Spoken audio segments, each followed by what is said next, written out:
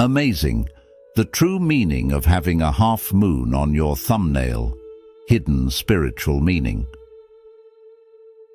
The universe is full of magical things, patiently waiting for our wits to grow sharper. Eden Philpotts. In this video, we will uncover the profound significance of having a half moon on your thumbnail, a spiritual symbol believed to hold hidden meanings about your life's path. We will delve into how this unique mark can impact various aspects of your life, including health, love, wealth, and leadership.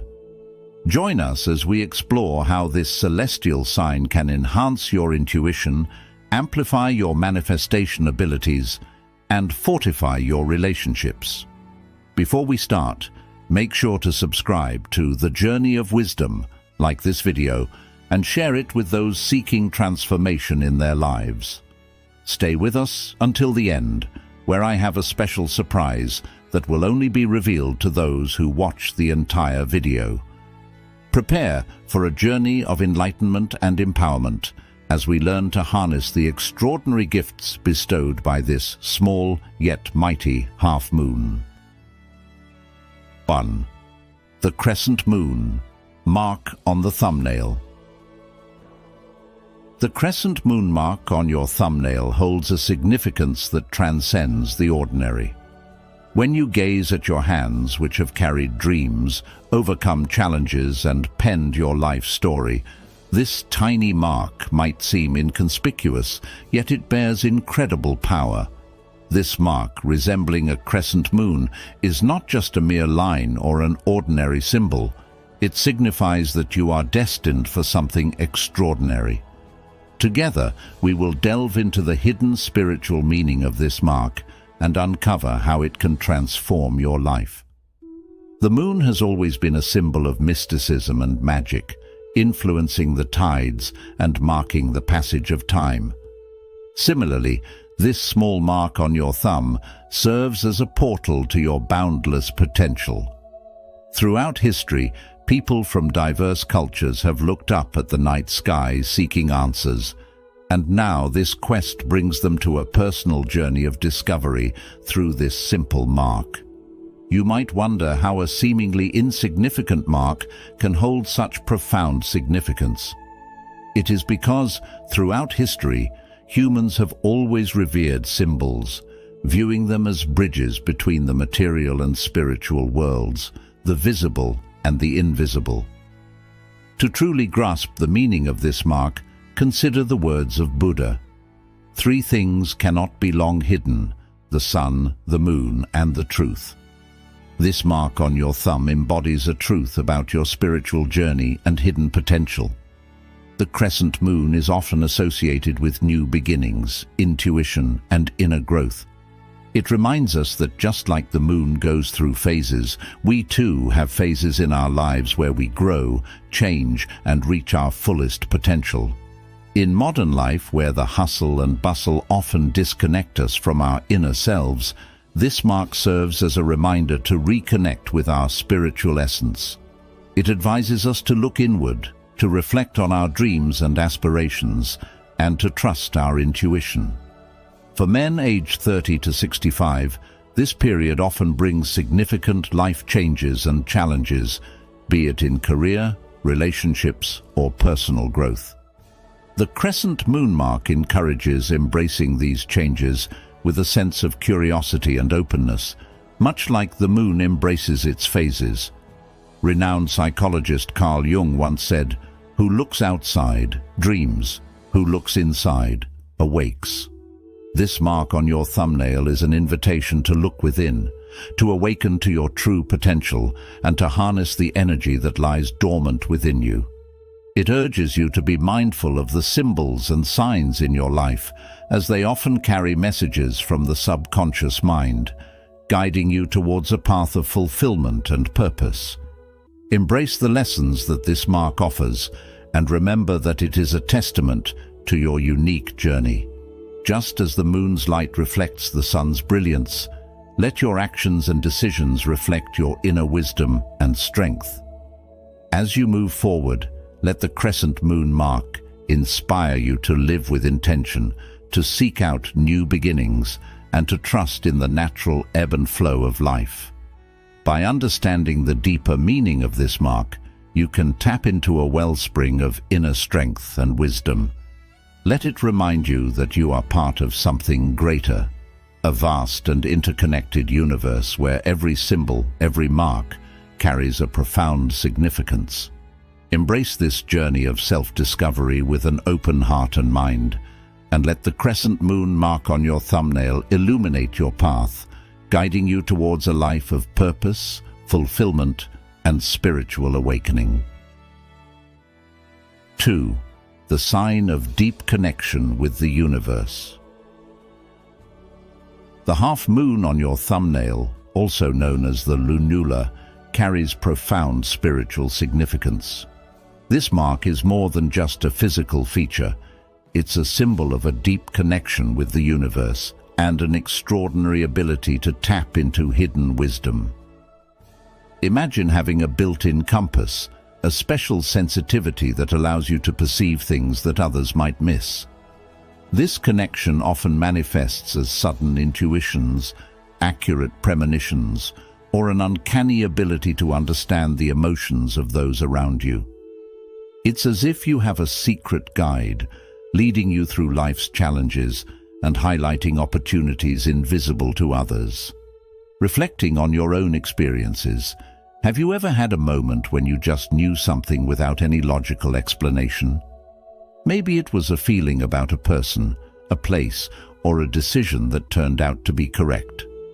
These moments are not mere coincidences. They are manifestations of your innate ability to connect with the universe. This sensitivity is a gift, urging you to trust your instincts and listen to your inner voice. The presence of the half moon on your thumbnail is a reminder to embrace this gift fully. It encourages you to develop practices that enhance your intuitive abilities, such as meditation, mindfulness, and deep reflection. By doing so, you can strengthen your connection with the universe and unlock even greater wisdom and insight. How might you cultivate this connection in your daily life? Start by setting aside time each day for quiet reflection. Pay attention to your thoughts and feelings and notice how they guide your actions. Trust that your internal compass will lead you in the right direction even when the path seems unclear. Engage with others with empathy and understanding, recognizing that your ability to perceive their emotions is part of your unique gift. In embracing the spiritual meaning of the half moon on your thumbnail, you are not only recognizing your own potential, but also opening yourself up to a world of possibilities.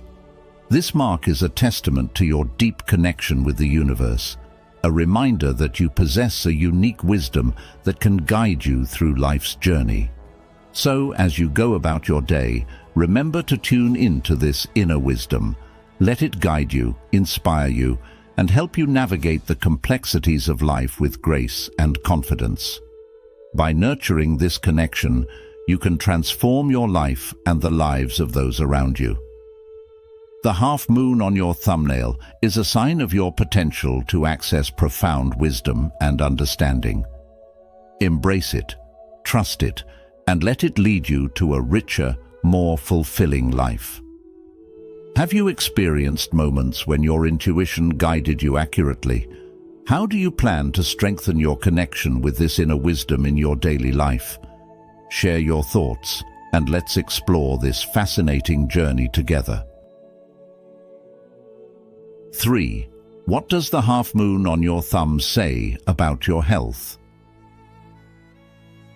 The presence of a half moon or lunula on your thumbnail holds a fascinating and profound spiritual meaning that transcends mere physicality, suggesting a deep connection between the body and the spirit. Imagine for a moment that your body is a vast, intricate map, with each mark and line telling a unique story. The half moon on your thumb, in particular, serves as a significant waypoint on this map, potentially guiding you towards a life of resilience and strength, or alerting you to challenges that may need your attention. It is believed that individuals who possess this mark often exhibit remarkable resilience. This resilience isn't just about physical health, but extends to mental and emotional well-being, indicating an innate ability to recover swiftly from stressful situations and maintain a robust health profile even amidst adversity. Now, let's delve deeper into the specifics. The size, color, and presence of the lunula can provide insights into various aspects of your health. A prominent, well-defined lunula often signifies a healthy balance of bodily functions and a strong immune system. On the other hand, a small or barely visible lunula might indicate potential health issues such as vitamin deficiencies or poor circulation. The color of the lunula is equally telling. A white lunula generally suggests good health, while a bluish or red lunula could be a sign of underlying health conditions that might need medical attention. This perspective encourages us to pay closer attention to these subtle indicators and consider them as part of a holistic approach to health. Moreover, this mark is not just a static feature, but a dynamic one that can change over time. Observing these changes can help you gauge your health status and take proactive measures when necessary.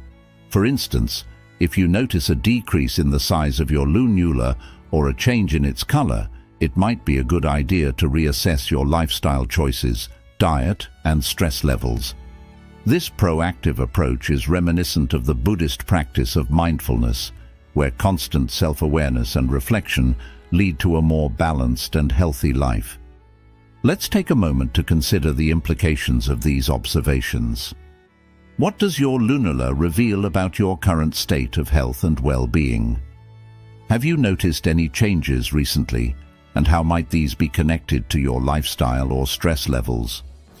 Reflecting on these questions can lead to a deeper understanding of your body's signals and encourage a more mindful approach to your health. In conclusion, the half moon on your thumb is more than just a physical mark. It is a symbol of your inner strength and resilience, reflecting the intricate connection between your body and mind.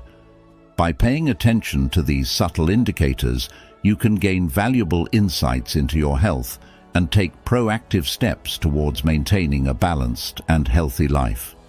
What have you noticed about the half moon on your thumb?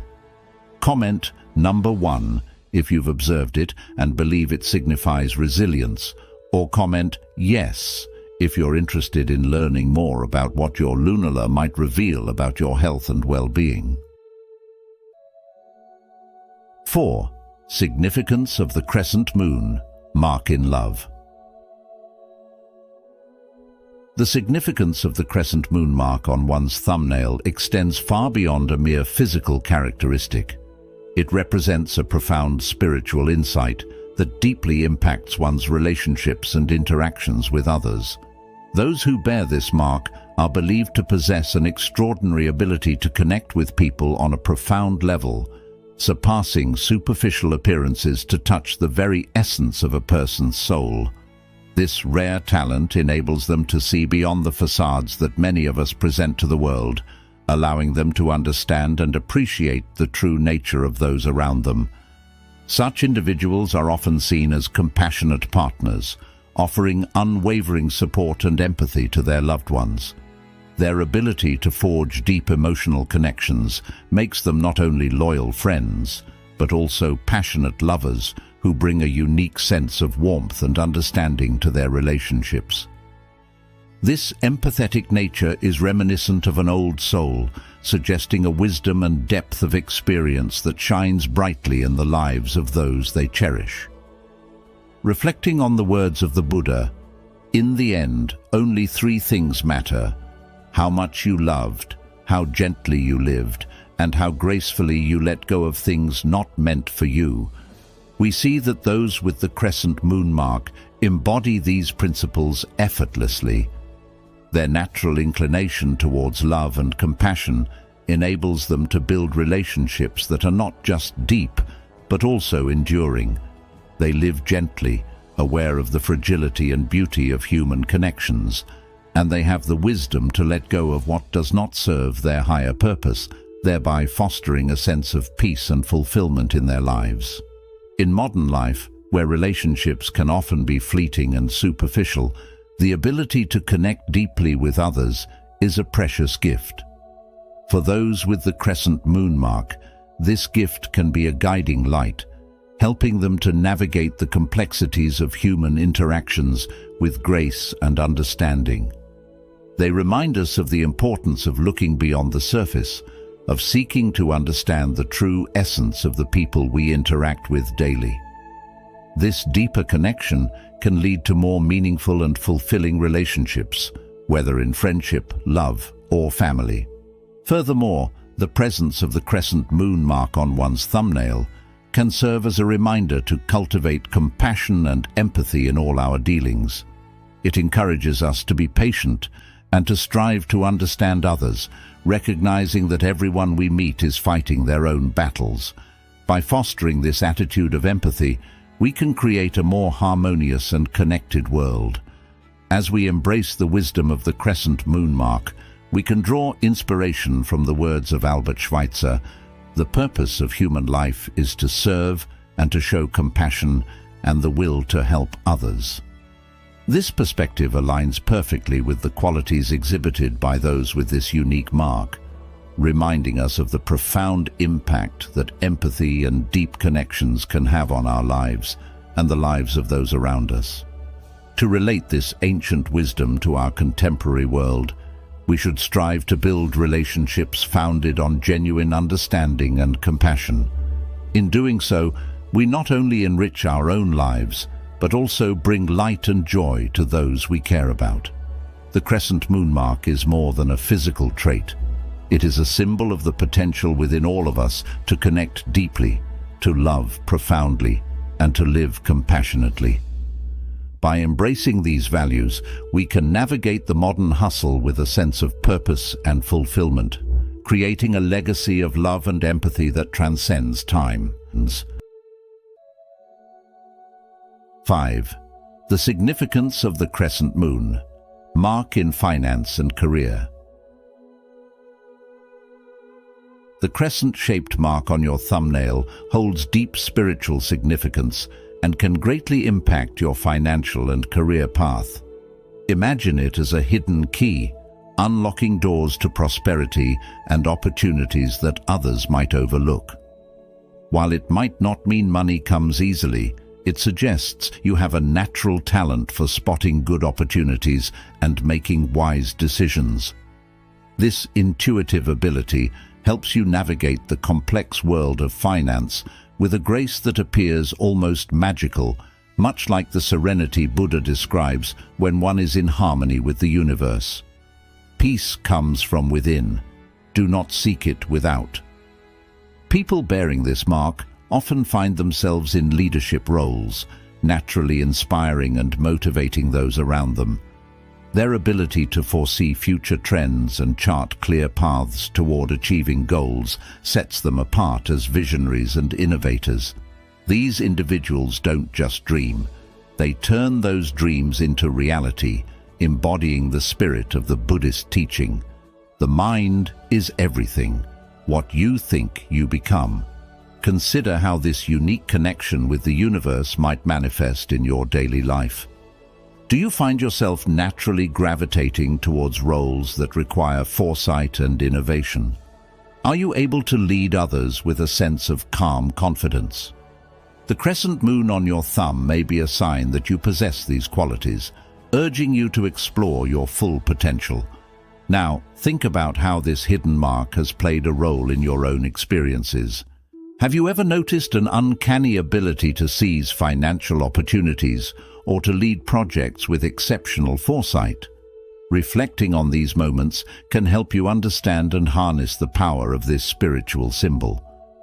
To further enhance your understanding and foster a connection with your audience, let's dive into an open-ended question. How has your natural intuition guided you in making significant financial or career decisions? Sharing your experiences can inspire others and create a sense of community among those who share this unique mark.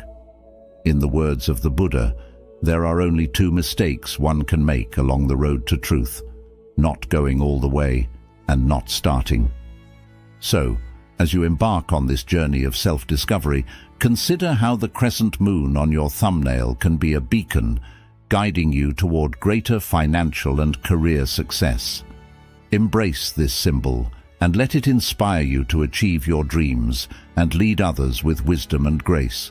This seamless and engaging narrative helps us understand that the crescent moon mark is not just a physical feature, but a spiritual sign of potential and opportunity. It encourages you to look within, harness your innate abilities, and use them to navigate the complex landscapes of finance and career. Thank you for joining us in today's video. Before we dive deeper into the fascinating topic of the hidden spiritual meaning of having a half moon on your thumbnail, I'd like to take a moment to express my gratitude to you. It's a pleasure to have you as a member of our community. Please feel free to share your experiences or personal insights about this intriguing phenomenon. Alternatively, if you're unsure of what to say, simply leave a comment saying, "I am a newbie," if you've just joined us, or "I am enlightened," if you've been with us for a while. Your engagement not only signifies your presence, but also serves as a significant motivation for us.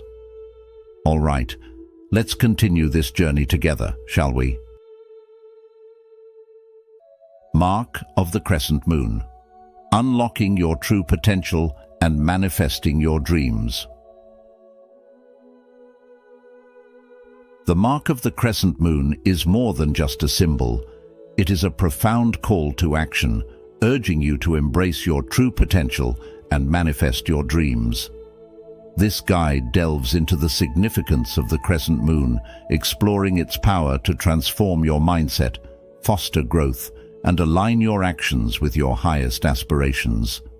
By understanding and harnessing the wisdom embedded in this symbol, you can unlock a life of fulfillment and purpose, drawing inspiration from age-old teachings and modern insights alike.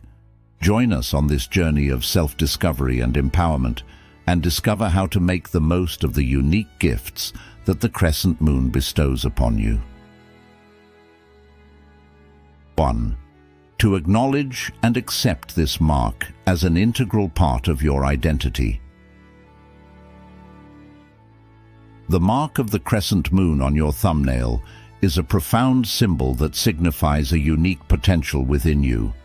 A potential that can be harnessed to manifest your dreams and unlock the true meaning of your existence. To truly embrace and utilize these incredible gifts, the first step is to acknowledge and accept this mark as an integral part of your identity. This involves embracing your intuition, trusting in your capabilities, and being open to learning more about the depths of your being. It's a journey of self-discovery that can be incredibly rewarding and transformative, much like the teachings of the Buddha, who said, "The only real failure in life is not to be true to the best one knows." Understanding the nature of manifestation is key to harnessing this potential. Manifestation is not merely wishing for something and hoping it happens. It's an active process of aligning your thoughts, emotions, and actions with your deepest goals and desires. This requires living consciously and intentionally, a practice your special mark can help you achieve more effectively. People with the mark of the crescent moon have a profound connection to the universe's rhythm, allowing them to sense the subtleties of the energies around them. This perception enables them to adjust their actions in ways that are most conducive to manifesting their desires. For example, they may intuitively know the best time to start a new project, or when to withdraw and reflect, akin to the wisdom found in Buddhist teachings, which emphasize harmony with the natural flow of life. This intrinsic connection brings great responsibility.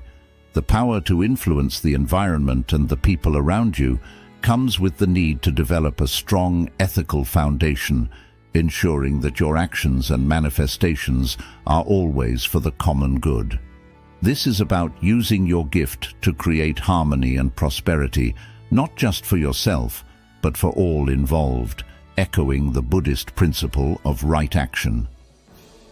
The mark of the crescent moon also enhances your ability to connect with your spiritual guides or intuition. Many cultures believe in the presence of spiritual guides who help navigate life's challenges. With this mark, you may be more receptive to their messages and signs, which can be particularly helpful in times of indecision or difficulty.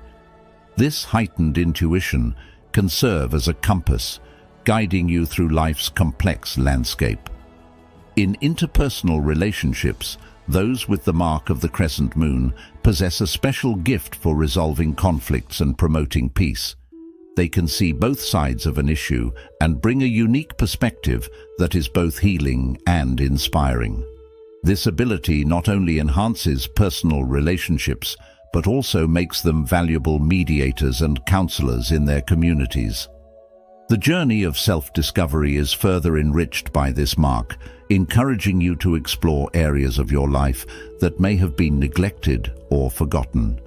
This might include developing hidden talents, exploring old interests, or rediscovering lost passions. The mark of the crescent moon serves as a constant reminder that it's never too late to explore new horizons. Authenticity is crucial in personal development. Being true to who you are, honoring your mark, and your unique gifts is what truly allows you to shine and manifest your best life. Embrace your uniqueness and use it as a strength, not a weakness. This is reflected in the words of Lao Tzu. When you are content to be simply yourself and don't compare or compete, everyone will respect you. Applying this knowledge practically involves creating a space that promotes reflection and personal growth. This might mean rearranging your living environment to reflect your values and support your goals, or establishing routines that nurture your mind, body, and spirit. 2. Respect authenticity. Respecting authenticity is essential for anyone aiming to unlock their true potential and manifest their dreams. The essence of personal development lies in being true to oneself, honoring one's unique traits, and embracing the distinctive gifts that set you apart from others. By doing so, you allow your true self to shine and live your best life. This principle is eloquently captured by Lao Tzu, who said, "When you are content to be simply yourself and don't compare or compete, everyone will respect you." This wisdom teaches us the power of self-acceptance and the freedom that comes with it. In modern life, where social media often pushes us to conform to idealized standards, it's easy to lose sight of our individuality.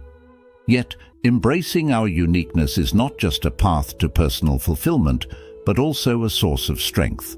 It's about understanding that our differences are our greatest assets.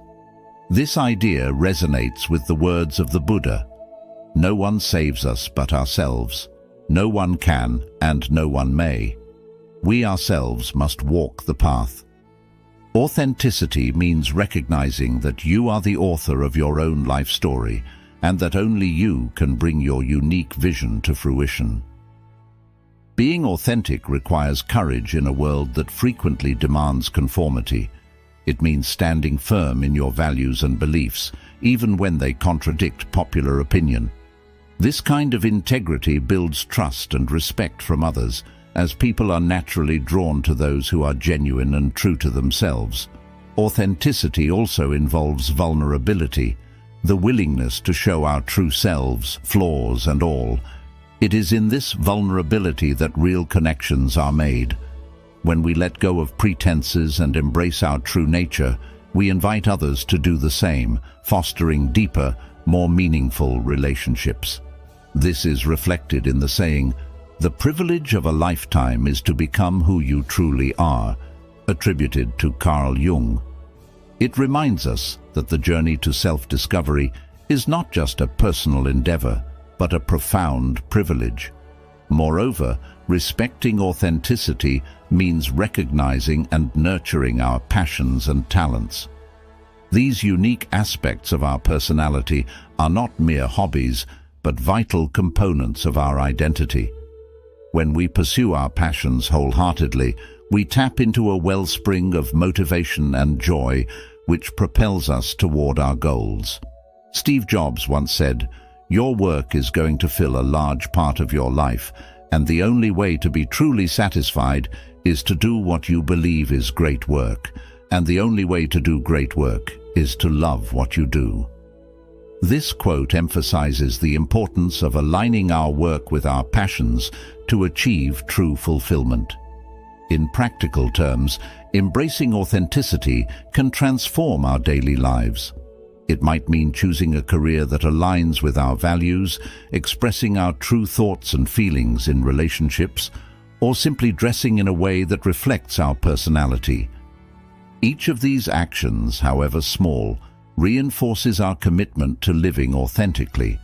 As we honor our true selves, we inspire others to do the same, creating a ripple effect of authenticity and integrity. To conclude, the journey to unlocking your true potential and manifesting your dreams begins with respecting and embracing your authenticity. By being true to who you are and honoring your unique gifts, you pave the way for a fulfilling and impactful life. Remember the wisdom of Lao Tzu, the Buddha, Marcus Aurelius, Carl Jung, and Steve Jobs as you navigate this path. Their insights remind us that authenticity is not just a personal trait, but a powerful force for positive change in the world. So, dare to be yourself, and in doing so, unlock the boundless potential that lies within you. 3. Consistency is crucial. The mark of the crescent moon symbolizes the power of consistency in unlocking your true potential and manifesting your dreams. It reminds us that while it might be tempting to deviate from our path when immediate results aren't visible, perseverance is key. Consistency is crucial in manifestation, and this principle encourages us to establish daily rituals that align our intentions with our actions, serving as powerful reminders of our goals and the power within us to achieve them. Think about the Buddha's teachings on the value of persistence. A story often told is about a young monk who sought enlightenment but became discouraged when he didn't achieve it quickly. He was ready to give up when his teacher pointed out a stone being worn away by drops of water. Just as the stone yielded to the persistent drip of water, so too would his mind and spirit yield to persistent practice and dedication. Creating daily rituals that resonate with your deepest intentions can act as anchors, grounding you in your purpose and providing a steady reminder of your goals. These rituals don't have to be elaborate. Simple acts such as meditation, journaling, or mindful breathing can make a significant impact. Small and consistent actions can ignite a flame of perseverance within you, reminding you every day of your unwavering dedication. It is essential to find methods that personally resonate with you, those that you can commit to regularly and that will reinforce your intention and focus. In the context of Buddhist teachings, consider the story of the Buddha's own quest for enlightenment. After years of searching and trying different paths, it was his consistent meditation under the Bodhi tree that ultimately led to his awakening. This story illustrates the power of staying committed to a practice even when the end goal seems distant or unattainable. Consistency isn't about immediate results. It's about building a foundation that supports your growth and aligns your daily actions with your long-term vision. How often do we start something with great enthusiasm only to abandon it when results don't come as quickly as we'd hoped? It's in these moments of doubt that the mark of the crescent moon guides us back to our path. By maintaining our rituals and holding firm to our intentions, we reinforce our commitment to our goals. This consistency gradually shapes our reality, much like a river carving its path through rock. Reflecting on the teachings of Buddhism, the principle of right effort in the Noble Eightfold Path emphasizes diligent and consistent effort to prevent unwholesome states from arising and to cultivate and maintain wholesome states. This effort is not sporadic but continuous, reflecting the necessity of consistency in spiritual practice and in life. The crescent moon encourages us to embody this principle, understanding that true manifestation is a gradual process that requires steadfast commitment. In your journey towards manifesting your dreams, ask yourself, what are the daily rituals that will keep you aligned with your goals? How can you ensure that your actions today build the foundation for the future you desire? By embracing consistency and making it a cornerstone of your practice, you harness the true power of the crescent moon and unlock your potential to manifest your dreams.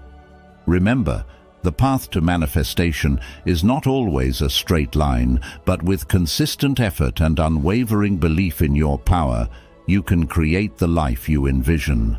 Let the mark of the crescent moon be your guide, reminding you each day that consistency is the bridge between your current reality and your dreams. How can we stay motivated to maintain our daily rituals, even when results aren't immediately visible? Comment number 1 if you believe in the power of consistency, or comment yes if you think small, consistent actions can lead to significant change. 4. Developing a growth mindset. Developing a growth mindset is an essential part of unlocking your true potential and manifesting your dreams, especially for men aged 30 to 65 who are navigating the complexities of modern life. Embracing a growth mindset means seeing challenges as opportunities for learning and growth, rather than as insurmountable obstacles.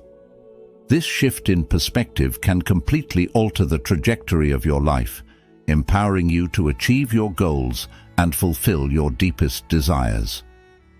The mark of the crescent moon serves as a powerful symbol in this journey, reminding us that every experience, whether positive or negative, is an opportunity to expand our horizons and strengthen our ability to manifest our dreams. As Buddha wisely said, "The mind is everything. What you think, you become." This quote underscores the importance of mindset in shaping our reality. Incorporating a growth mindset involves recognizing that our abilities and intelligence are not fixed traits, but can be developed through dedication and hard work. This perspective encourages resilience, a willingness to face difficulties head-on, and the courage to step outside our comfort zones.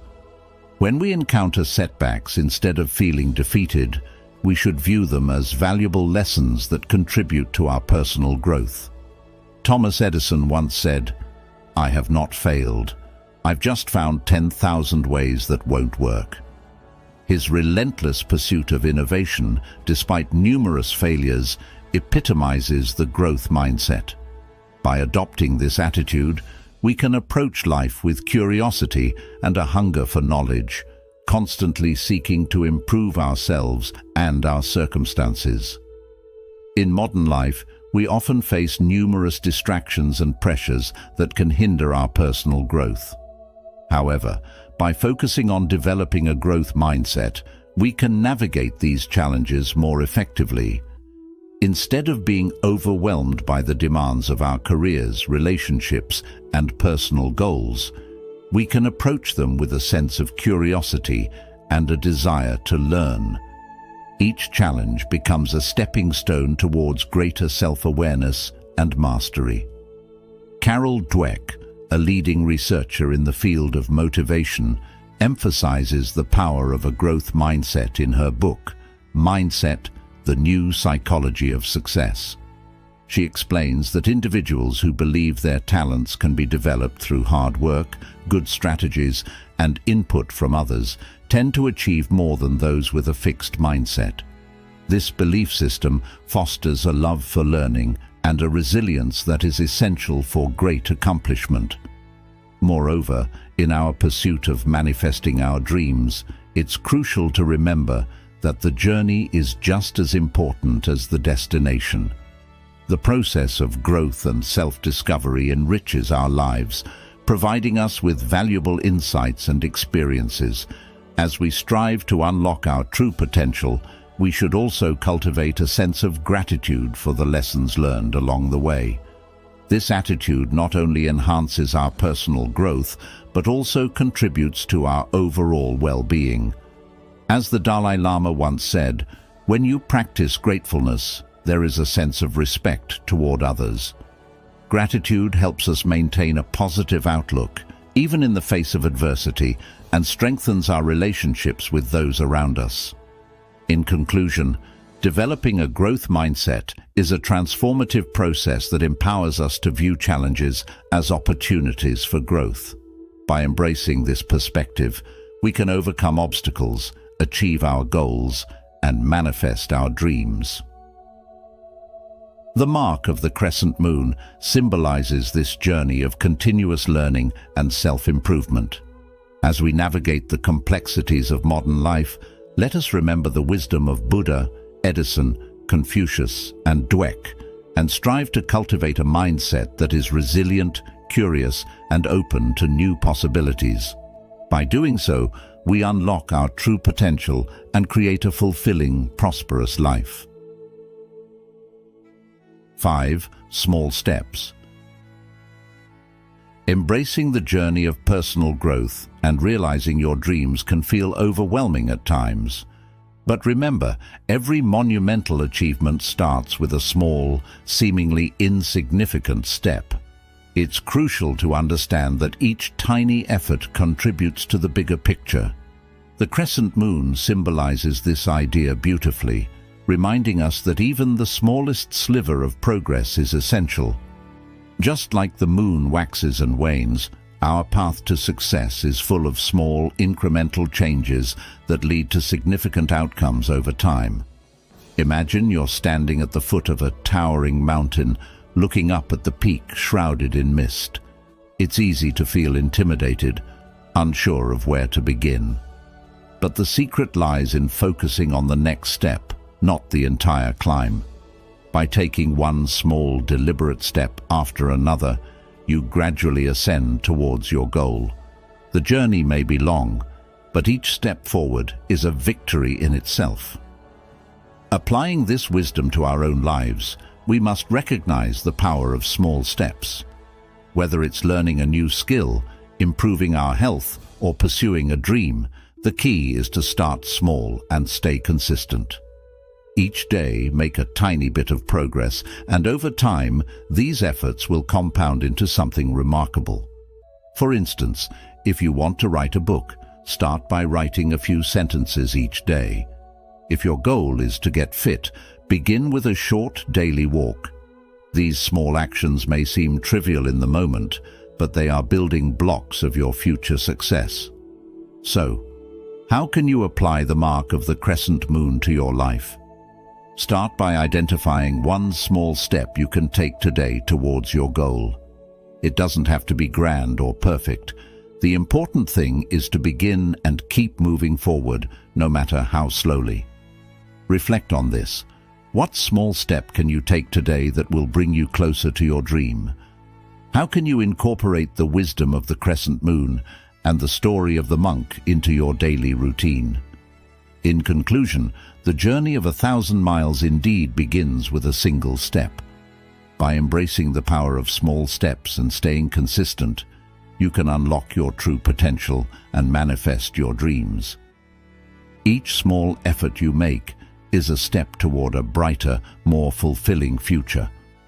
Remember, the mark of the crescent moon is a reminder that even the smallest progress is valuable, and that over time, these small steps will lead to significant transformations. So, take that first step today and keep moving forward with faith and perseverance. 6. Gratitude. Imagine a life where every breath you take and every step you make is filled with a profound sense of gratitude. This is the essence of the practice of gratitude, a powerful tool that can transform your life and unlock your true potential. When you wake up in the morning, take a moment to be thankful for the simple things: the warmth of your bed, the sunlight streaming through your window, the air filling your lungs. Gratitude is not just about appreciating the big wins, but also cherishing the small, often overlooked moments that make life beautiful. As the saying goes, gratitude turns what we have into enough and more. This timeless wisdom emphasizes that by acknowledging and valuing what we already possess, we open the door to greater abundance. The mark of the crescent moon is a symbol of this philosophy. It teaches us to recognize and celebrate every small victory, understanding that each step, no matter how tiny, brings us closer to our dreams. This practice of gratitude elevates our vibrational frequency, aligning us with the positive energies of the universe. When we express sincere gratitude for our current blessings and the good things yet to come, we create a magnetic force that attracts even more of what we desire into our lives. Reflecting on this, ask yourself, how often do you pause to give thanks for the little things that make your life meaningful? Consider the teachings of Buddhist philosophy, which place great emphasis on gratitude as a path to enlightenment. Buddha once said, "Let us rise up and be thankful, for if we didn't learn a lot today, at least we learned a little, and if we didn't learn a little, at least we didn't get sick, and if we got sick, at least we didn't die. So let us all be thankful." This perspective encourages us to find something to be grateful for, no matter the circumstances. It reminds us that even in times of hardship, there are lessons and opportunities for growth. Gratitude is also a bridge to mindfulness, another key aspect of the crescent moon's teachings. By focusing on what we are thankful for, we become more present, more aware of the here and now. This mindfulness allows us to savor each moment, making us more attuned to the beauty and wonder of life. As you go about your day, make a conscious effort to notice the good things around you. It could be the smile of a stranger, the taste of your favorite meal, or the feeling of accomplishment after completing a task. How might your perspective shift if you actively sought out and acknowledged these positive experiences? Furthermore, gratitude fosters resilience. When we practice gratitude, we build a reservoir of positive emotions that can help us navigate life's challenges with greater ease and grace. It's like having a protective shield that deflects negativity and keeps us grounded. Even when faced with difficulties, a grateful heart can find a silver lining, a lesson, or a hidden blessing. This resilience is crucial for maintaining our well-being and continuing our journey towards our dreams.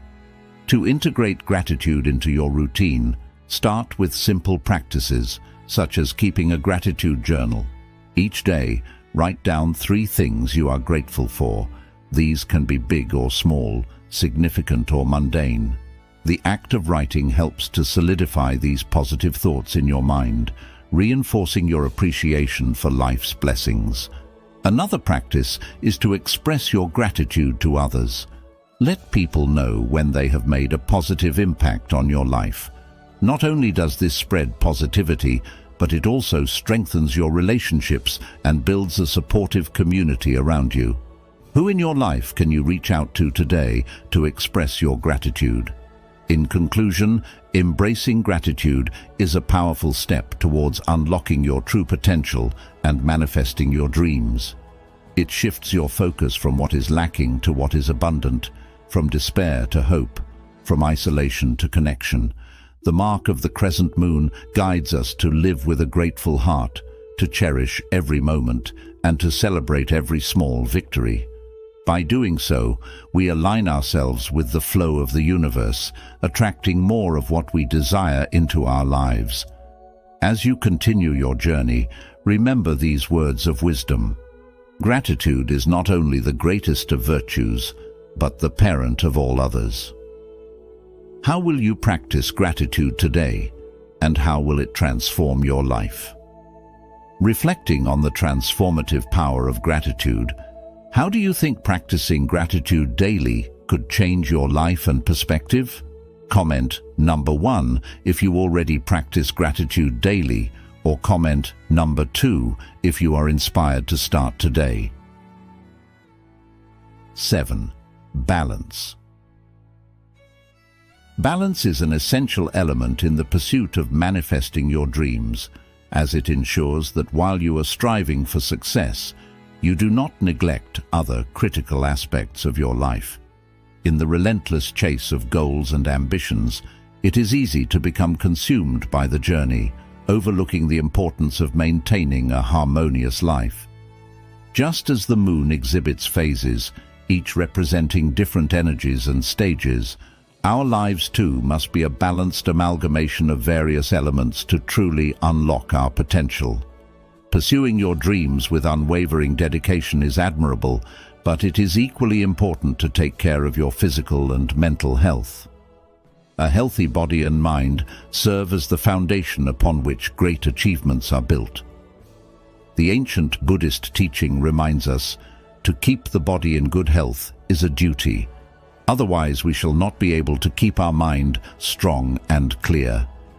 This quote encapsulates the essence of self-care in the broader journey of achieving one's dreams. Maintaining strong relationships with friends and family is another pillar of balance. These connections provide emotional support, motivation, and a sense of belonging, all of which are vital for sustained success. Without nurturing these relationships, you might find yourself isolated, even if you achieve your goals. A famous saying goes, "It is not what we have in life, but who we have in our life that matters." This emphasizes the irreplaceable value of human connections. In modern life, where the pace is fast and the demands are high, finding balance can seem like an elusive goal. However, it is precisely in these moments that balance becomes most crucial. Incorporating mindfulness practices such as meditation or yoga into your daily routine can help you stay grounded and centered, enabling you to handle stress more effectively. As you balance your professional pursuits with personal well-being, remember to celebrate small victories along the way. Each step forward is a testament to your commitment and progress. As Ralph Waldo Emerson wisely noted, "The creation of 1,000 forests is in one acorn." This perspective encourages us to appreciate the small steps that lead to grand achievements. Additionally, incorporating regular check-ins with yourself can help you stay aligned with your goals while ensuring that you do not compromise your health or relationships. These moments of reflection can act as a compass, guiding you back to balance whenever you veer off course. It's about creating a life where professional success does not come at the cost of personal happiness. By prioritizing balance, you set a powerful example for those around you, demonstrating that it is possible to achieve greatness without sacrificing the well-being of yourself or your loved ones. In essence, true manifestation of dreams is not just about achieving external success, but also about fostering an internal sense of peace and fulfillment. By embracing balance, you create a holistic path to success, one where your dreams are supported by a strong, healthy, and happy life. So, as you embark on your journey of manifesting your dreams, remember to balance your ambitions with self-care and nurturing relationships, ensuring a supportive and fulfilling environment for long-term success. 8. Embrace change. Embracing change is one of the most powerful lessons we can learn from the mark of the crescent moon. This symbol teaches us about the impermanence of all things and the vital importance of flowing with the changes that life inevitably brings. By embracing change, even when it feels uncomfortable or daunting, we open ourselves to unexpected opportunities and new perspectives that can transform our understanding of the world. Change isn't just something that happens to us. It's a dynamic force that can guide us toward our true potential. Each shift in our circumstances is a chance to realign our desires with what is truly possible and necessary for us at this moment. Consider the story of a young monk who once lived in a small village. He was known for his dedication and wisdom, but he struggled with the concept of change. One day, his mentor asked him to meditate by the river and observe its flow. The young monk noticed how the river navigated around obstacles, always finding its way forward without resistance. His mentor explained that life is like this river, constantly moving and changing. By accepting this flow and adapting to the changes it brings, we can find our path to fulfillment and enlightenment. As you journey through life, remember that each change is an opportunity to grow and learn. Whether it's a new job, a move to a different city, or the end of a relationship, these changes can lead to profound personal growth. They can teach us resilience, adaptability, and the ability to see beyond our current limitations. By adopting the mindset that change is a natural and beneficial part of life, we become more open to the possibilities that each new experience brings. Imagine waking up every day with the intention to embrace whatever comes your way, knowing that each moment is an opportunity to grow and manifest your dreams. How would this perspective change your approach to challenges and setbacks? Reflecting on this can help you cultivate a more positive and proactive attitude towards change. This proactive mindset not only empowers you to manifest your dreams, but also helps you live a life full of purpose and meaning. Now, think about a time in your life when a significant change brought about unexpected benefits. What did you learn from that experience? How did it shape your path forward? Sharing your stories and reflections with others can create a sense of community and mutual support, helping everyone to see the value in embracing change. In conclusion, the mark of the crescent moon reminds us that change is not something to be feared, but rather embraced. It is through change that we find new paths, uncover hidden strengths, and ultimately grow into our true potential. Embrace change with an open heart and mind, and you will discover that it is a powerful ally in your journey toward personal fulfillment and the manifestation of your dreams. What changes are you currently facing, and how can you view them as opportunities for growth and transformation? By pondering this question, you can start to unlock the deeper meaning behind life's transitions and use them as stepping stones to a more purposeful and meaningful existence. 9. Final reflection. Remember, the mark of the crescent moon is not merely a symbol of potential, it represents a profound call to action, urging you to live authentically and embrace your true power. Reflect on the meaning of this symbol as a guide to exploring and expanding your horizons, acknowledging its significant influence on your personal and spiritual journey. By recognizing and harnessing this power, you unlock your true potential and manifest your dreams, drawing inspiration from the wisdom of the ages. As the Buddha once said, "The mind is everything. What you think, you become." This quote underscores the importance of mindset in achieving greatness. To unlock your potential, it's essential to cultivate a mindset of growth and resilience. Imagine the crescent moon as a beacon guiding you through life's challenges, encouraging you to persevere and thrive. Just as the moon phases reflect cycles of growth and renewal, your journey is marked by continuous self-improvement and transformation. Each step you take under the crescent moon's influence should be deliberate and purposeful, aligning with your highest aspirations. Remember, the journey to unlocking your potential is not a solitary one. Seek wisdom from mentors, embrace the support of loved ones, and remain open to new experiences. In modern life, this might translate to setting clear goals, practicing mindfulness, and engaging in activities that align with your passions and values. By doing so, you not only enhance your personal growth, but also inspire those around you. The mark of the crescent moon serves as a constant reminder to stay true to yourself and to live with purpose and intention. As you move forward, let this symbol be your guide, illuminating the path to a life of fulfillment and achievement. Exclusive gift, Law of Attraction, exercise. All right, as promised, here is your exclusive gift, an exercise inspired by the half moon on your finger, designed to harness the power of the law of attraction. Imagine for a moment, closing your eyes and visualizing the radiant half moon on your thumb. See it glowing brightly, radiating a magnetic energy that draws all your dreams and desires closer to you.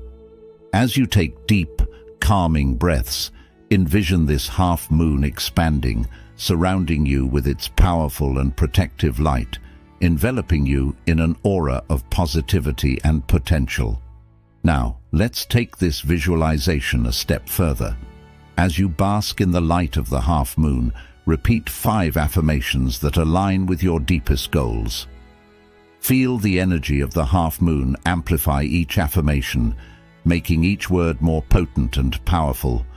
For example, you might say, "I am worthy of all the good things in life," or "Abundance flows to me effortlessly." As you affirm these statements, feel the magnetic energy of the half moon strengthening your connection to the universe, aligning you with the frequency of your desires. This exercise is more than just a mental practice. It's a way to deeply connect with the energy of manifestation. By focusing on the half moon, you are tapping into a timeless symbol of growth and transformation. As you engage in this practice, you are actively shaping your reality, turning your thoughts into tangible outcomes.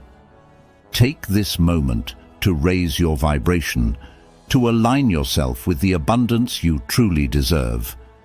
Imagine the possibilities that await you as you continue to harness this energy. What dreams will you bring to life? What changes will you manifest in your world? The power lies within you, and the half moon is your guide, illuminating the path to your dreams. As we conclude this exercise, I send positive energy to all of you seeking transformation. Remember, the law of attraction is always at work, and you have the power to steer it in your favor. How will you use this power today? How will you let the half moon guide you to greater heights? Reflect on these questions and let the answers inspire your journey. The universe is listening, and it is ready to support your every aspiration. As we conclude this enlightening journey into the hidden spiritual meaning of the half moon on your thumbnail, I hope you've gained valuable insights into its profound significance in various aspects of your life.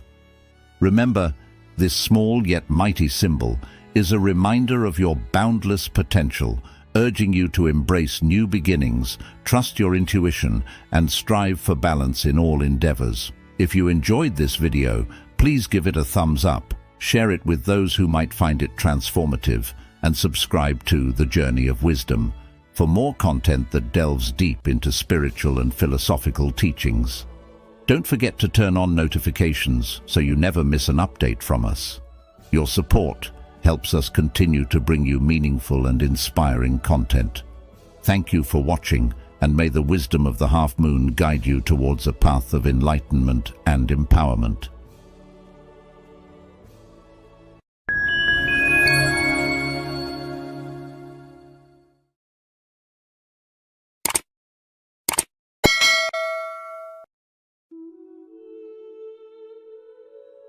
Say this to yourself, and it will manifest in no time. Buddhist teachings. Everything begins with a thought. As the Buddha once said, what you think, you become. What you feel, you attract. What you imagine, you create. Welcome to The Journey of Wisdom. Today, we're diving into the powerful practice of affirming your desires and manifesting them into your reality. Imagine the life you want and then claim it. I am that. Yes, I am. It's more than just words. It's a mindset that aligns you with the universe's laws of attraction. So, what will you manifest today? Share your thoughts in the comments below, and let's create our realities together. The first thing I want to tell you is that you need to know what it is that you want in life. To truly manifest what you desire in life, the first and most crucial step is to gain a deep understanding of yourself. Who you are at your core, what drives you, what makes your heart sing, and what aligns with your true nature. This self-awareness is not just about identifying superficial wants or societal expectations. It's about delving into the essence of your being to discover what truly resonates with you on a soul level. Many individuals fall into the trap of chasing after things or people they think will bring them happiness, perhaps a particular relationship, career, or material possession, without fully understanding whether these desires align with their authentic self. The wisdom of Buddhism teaches us that knowing oneself is the foundation of all wisdom. As the Buddha said, your work is to discover your world and then with all your heart give yourself to it.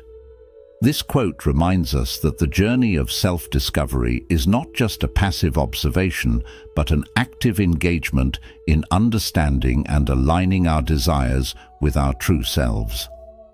In today's fast-paced world, where the influence of social media and societal pressures can often cloud our judgment, it is easy to confuse what we truly want with what we think we should want. The constant barrage of images, success stories, and societal benchmarks can lead us to pursue goals that are not our own, leading to dissatisfaction and unfulfilled lives. To avoid this, it is essential to take a step back and reflect deeply on our desires. Ask yourself, is this truly what I want, or is it something I've been conditioned to believe I want?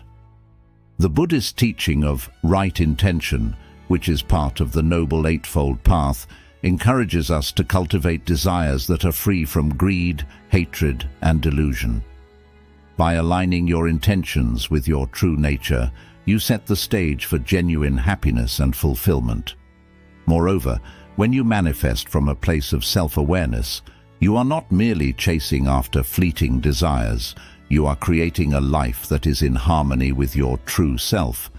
This harmony is crucial because it ensures that what you attract into your life will genuinely contribute to your well-being and happiness. Many people manifest things, be it wealth, relationships, or success, only to find that these things do not bring them the joy they expected. This is often because these manifestations were not aligned with their true self. The Dalai Lama once said, "Happiness is not something ready-made. It comes from your own actions." This profound statement reminds us that happiness is not found in external achievements or possessions, but in living a life that is true to who we are. Understanding what you truly want is not just about identifying specific goals or desires. It's about understanding the underlying emotions and needs that drive these desires. For instance, if you desire wealth, ask yourself why. Is it for security, freedom, or recognition? By understanding the deeper motivations behind your desires, you can ensure that what you manifest will bring you genuine satisfaction. Buddhism teaches us the importance of examining our desires and intentions through the lens of mindfulness. By doing so, we can differentiate between desires that stem from our true self and those that are influenced by external factors or ego.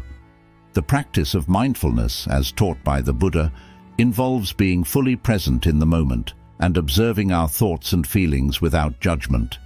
This practice can help you gain clarity on your true desires and intentions, making it easier to manifest a life that is aligned with your authentic self.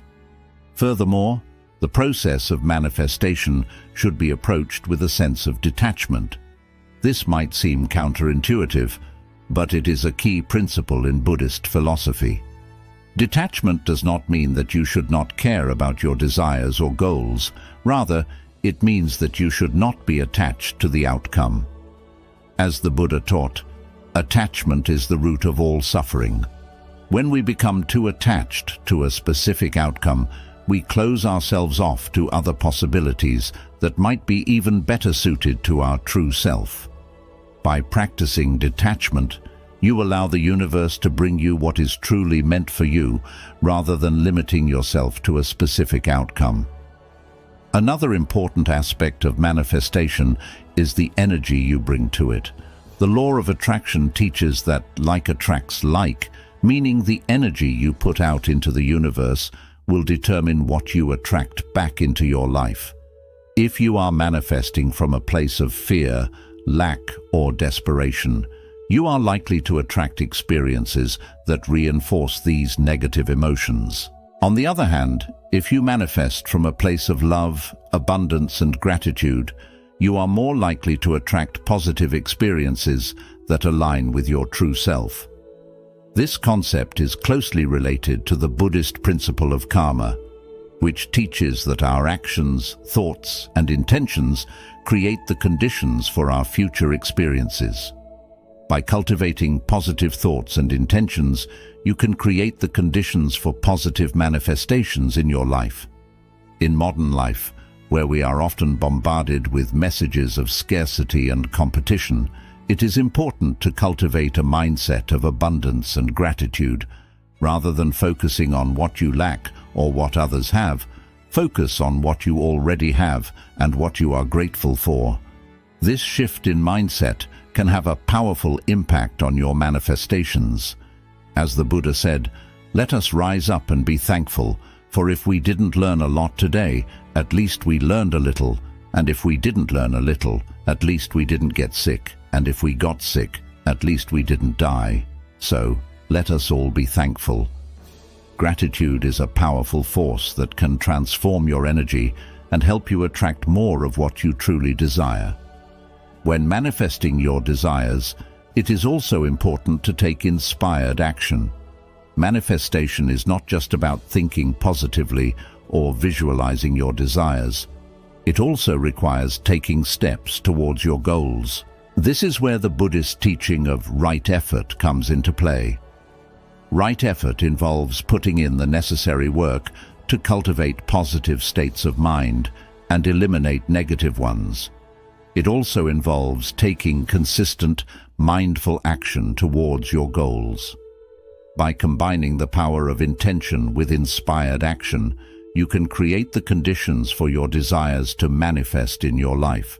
Finally, remember that manifestation is a process that requires patience and trust.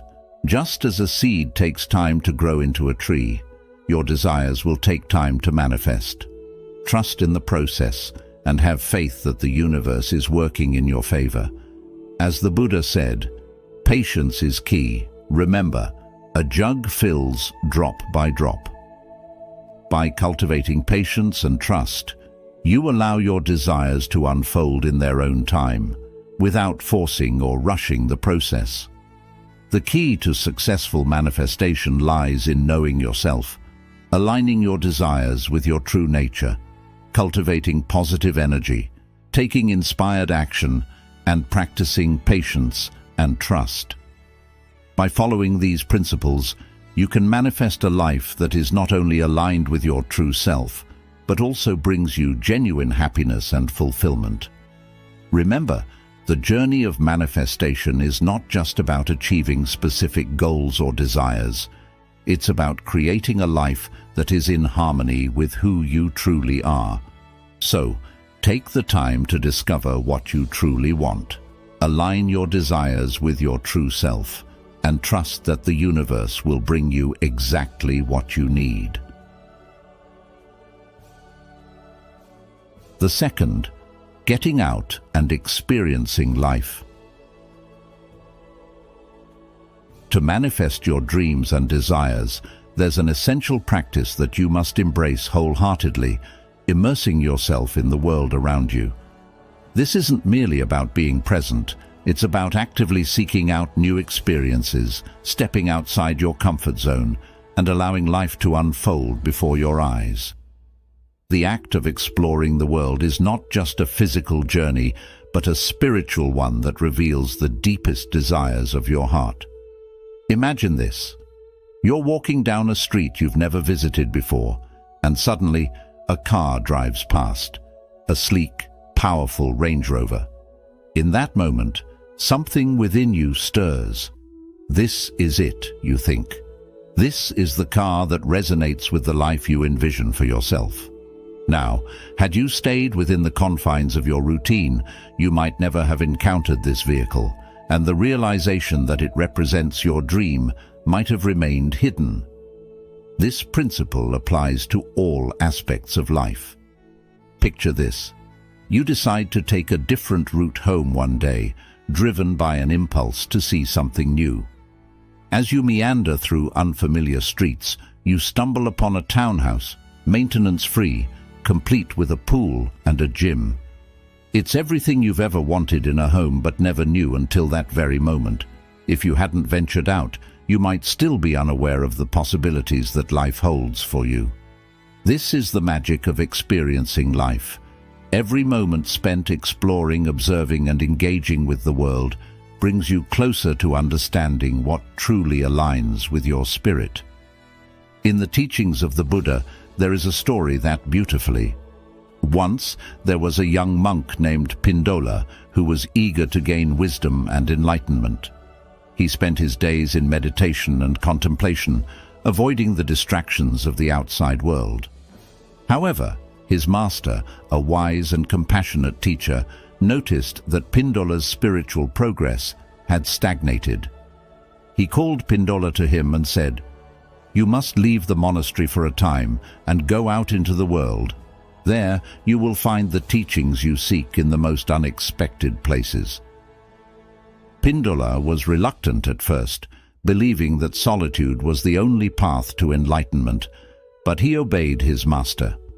As he traveled, Pindola encountered many people, each with their own joys and sorrows, successes and failures. He listened to their stories, observed their struggles, and learned from their experiences. In time, he realized that the wisdom he sought was not confined to the monastery, but was woven into the fabric of everyday life. By opening himself to the world, Pindola discovered the true nature of compassion, understanding, and inner peace. This story is a powerful reminder that while meditation and introspection are essential, they are only one part of the journey. To manifest your desires and grow spiritually, you must engage with the world around you. Every experience, whether it's seeing a car that ignites your passion or discovering a home that speaks to your soul, brings you closer to the life you are meant to live. But ask yourself, how often do you step outside your comfort zone? How often do you allow yourself to see the world with fresh eyes, to discover new passions, and to uncover the hidden desires of your heart? The answers to these questions can transform your life. Now consider this. The universe is constantly offering you signs and opportunities, but are you open to receiving them? When you get out and experience life, you become more attuned to these signs, more aware of the paths that lead to your dreams. This doesn't mean that every journey will be easy or every discovery will be pleasant. There will be challenges and obstacles, but even these are valuable experiences that contribute to your growth and understanding. In Buddhism, there's a concept called satori, a moment of sudden enlightenment or awakening. This moment often comes not in the stillness of meditation, but in the midst of living, when you are fully engaged with life, open to its beauty and its struggles alike. So, what is it that you truly want in life? Is it a material possession, like the dream car you never knew you wanted until you saw it? Or is it something deeper, a sense of peace, fulfillment, or purpose. Whatever it is, the key to manifesting it lies in your willingness to explore, to be curious, and to embrace the unknown. By stepping out into the world, you allow the universe to reveal your desires to you, often in the most surprising ways. And as you do so, remember that every experience, no matter how small, is a step towards the life you are meant to lead. To bring this all together, let's reflect on the story of Pindola once more. His journey into the world wasn't just about gaining knowledge. It was about understanding himself and his place in the universe.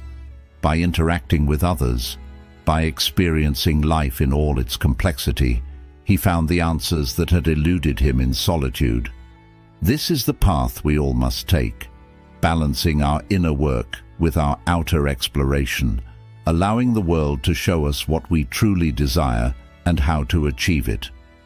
In conclusion, the lesson here is simple yet profound. To manifest your dreams, you must first know what they are, and to know what they are, you must engage with the world around you.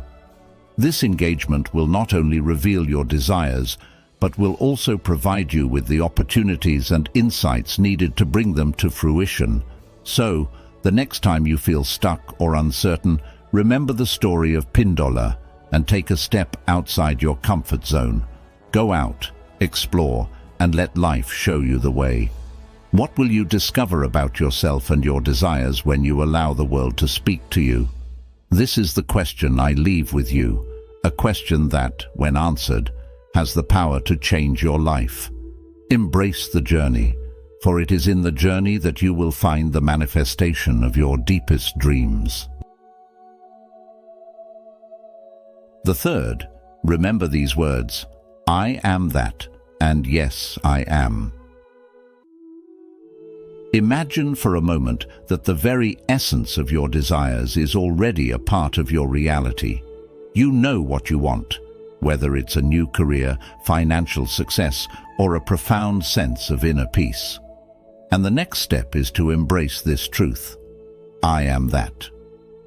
Let these words resonate deep within you as you say them aloud. I am that, followed by a reaffirming, yes, I am. This simple yet powerful declaration aligns your thoughts with your reality, bridging the gap between where you are and where you wish to be. Now let's explore how this works in practice.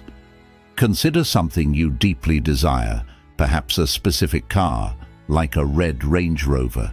Instead of just seeing that car as something separate from you, say to yourself, I have that. Yes, I do. Visualize it vividly. See yourself behind the wheel, feel the texture of the seats, smell the new car scent, and hear the engine's hum. Every detail of this experience is crucial. By mentally placing yourself in that car, you're not just imagining it, you're beginning to live it in your mind. Your subconscious mind, which governs much of your reality, starts to accept this vision as truth, and it begins working tirelessly to bring that car into your physical reality. This isn't just a trick of the mind, it's a profound truth that many of us overlook. In the words of Buddha, the mind is everything.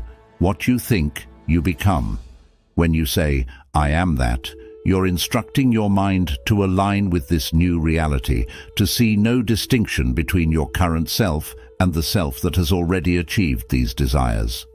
This technique isn't limited to material possessions. It can be applied to any aspect of life. Do you aspire to be a nurse? As you walk through the halls of a hospital, say, I am that, yes I am. See yourself in the role, caring for patients, wearing the uniform, and making a difference. This isn't mere fantasy, it's a deliberate creation of your future self. You might wonder, is it really that simple? The answer is yes, but only if you truly believe it. Many people unknowingly practice this technique in reverse. When something negative happens, they quickly affirm it by saying, oh my God, that happened to me, and then they relive the event in their minds. This too is a form of manifestation, but it brings about the very things they wish to avoid. What if, instead, you turned your thoughts towards the positive, towards the life you want to live? Every time you catch yourself thinking of what you don't want, replace that thought with what you do want. Say, "I am that," and see the change begin to take root in your life. But let's dive deeper into this idea. What is it that truly holds people back from manifesting their desires? Is it a lack of belief, a fear of disappointment? Buddha also taught, you, yourself, as much as anybody in the entire universe, deserve your love and affection. This reminds us that we are worthy of all the good things we desire, yet many of us struggle with self-doubt, questioning whether we are truly capable or deserving of our dreams. This doubt is a barrier, a wall that must be torn down with the strength of our belief in ourselves. So, ask yourself, what would your life look like if you allowed yourself to fully embrace this power of manifestation? What changes would you see if you approached each day with the mindset of, "I am that"? Let's take it a step further. Picture your life 1 year from now. How would your world transform if you consistently practiced this simple technique? Would you have the car, the career, the peace of mind you desire? More importantly, how would you feel? Often we focus on the physical outcomes of our desires, but the true magic lies in the emotional and spiritual growth that accompanies this practice. By affirming, "I am that," you're not just drawing closer to your goals, you're evolving into a person who naturally attracts the very things you desire. This is the essence of Buddhist teachings on mindfulness and intentionality. By focusing your mind on what you want, and by speaking as though it is already yours, you create a powerful connection between your thoughts and your reality. As the Buddha said, all that we are is the result of what we have thought. So, why not think great thoughts? Why not imagine yourself living the life of your dreams? The more you practice, the more natural it becomes, until one day you'll look around and realize that you have indeed manifested the very life you once only dreamed about. As you move forward, I encourage you to experiment with this practice. Start small if you need to, but stay consistent. Choose something you want, something that resonates deeply with you, and begin to see yourself as already having it. Say it aloud, "I am that," and then act as though it is already true. Let your thoughts, words, and actions align with this new reality. And as you do, take notice of the changes that begin to unfold. Watch how opportunities present themselves, how circumstances shift in your favor, and how you begin to feel more empowered and in control of your life. In closing, I'll leave you with this thought. What if you are only one thought away from the life you've always wanted? What if the key to your happiness, your success, and your peace is simply believing that it's already yours?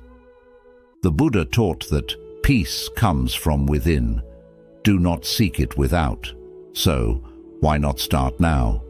Embrace the power of your mind, speak your desires into existence, and watch as your world transforms in ways you never thought possible.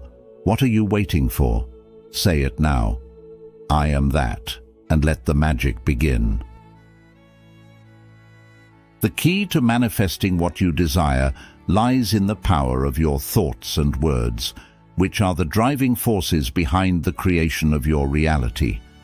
Many people might dismiss this idea as too simplistic, yet it is rooted in the profound understanding of universal laws which govern the very fabric of our existence. These laws are always at work, regardless of whether you are aware of them or not. Every thought you have, whether it's in the quiet moments at home, during a peaceful shower, or while taking a solitary walk, is actively shaping the life you live. The question you need to ask yourself is, are you feeding your mind with positivity or negativity? The thoughts you hold, especially those you repeat to yourself, are not mere idle musings. They are declarations of what you are becoming. For instance, if you constantly think, "I am always struggling," or "nothing ever goes my way," you are unconsciously solidifying that reality into your life. But imagine flipping the script. Start telling yourself, "I am successful. I am wealthy. I am in perfect health. I am the proud owner of that beautiful home by the water."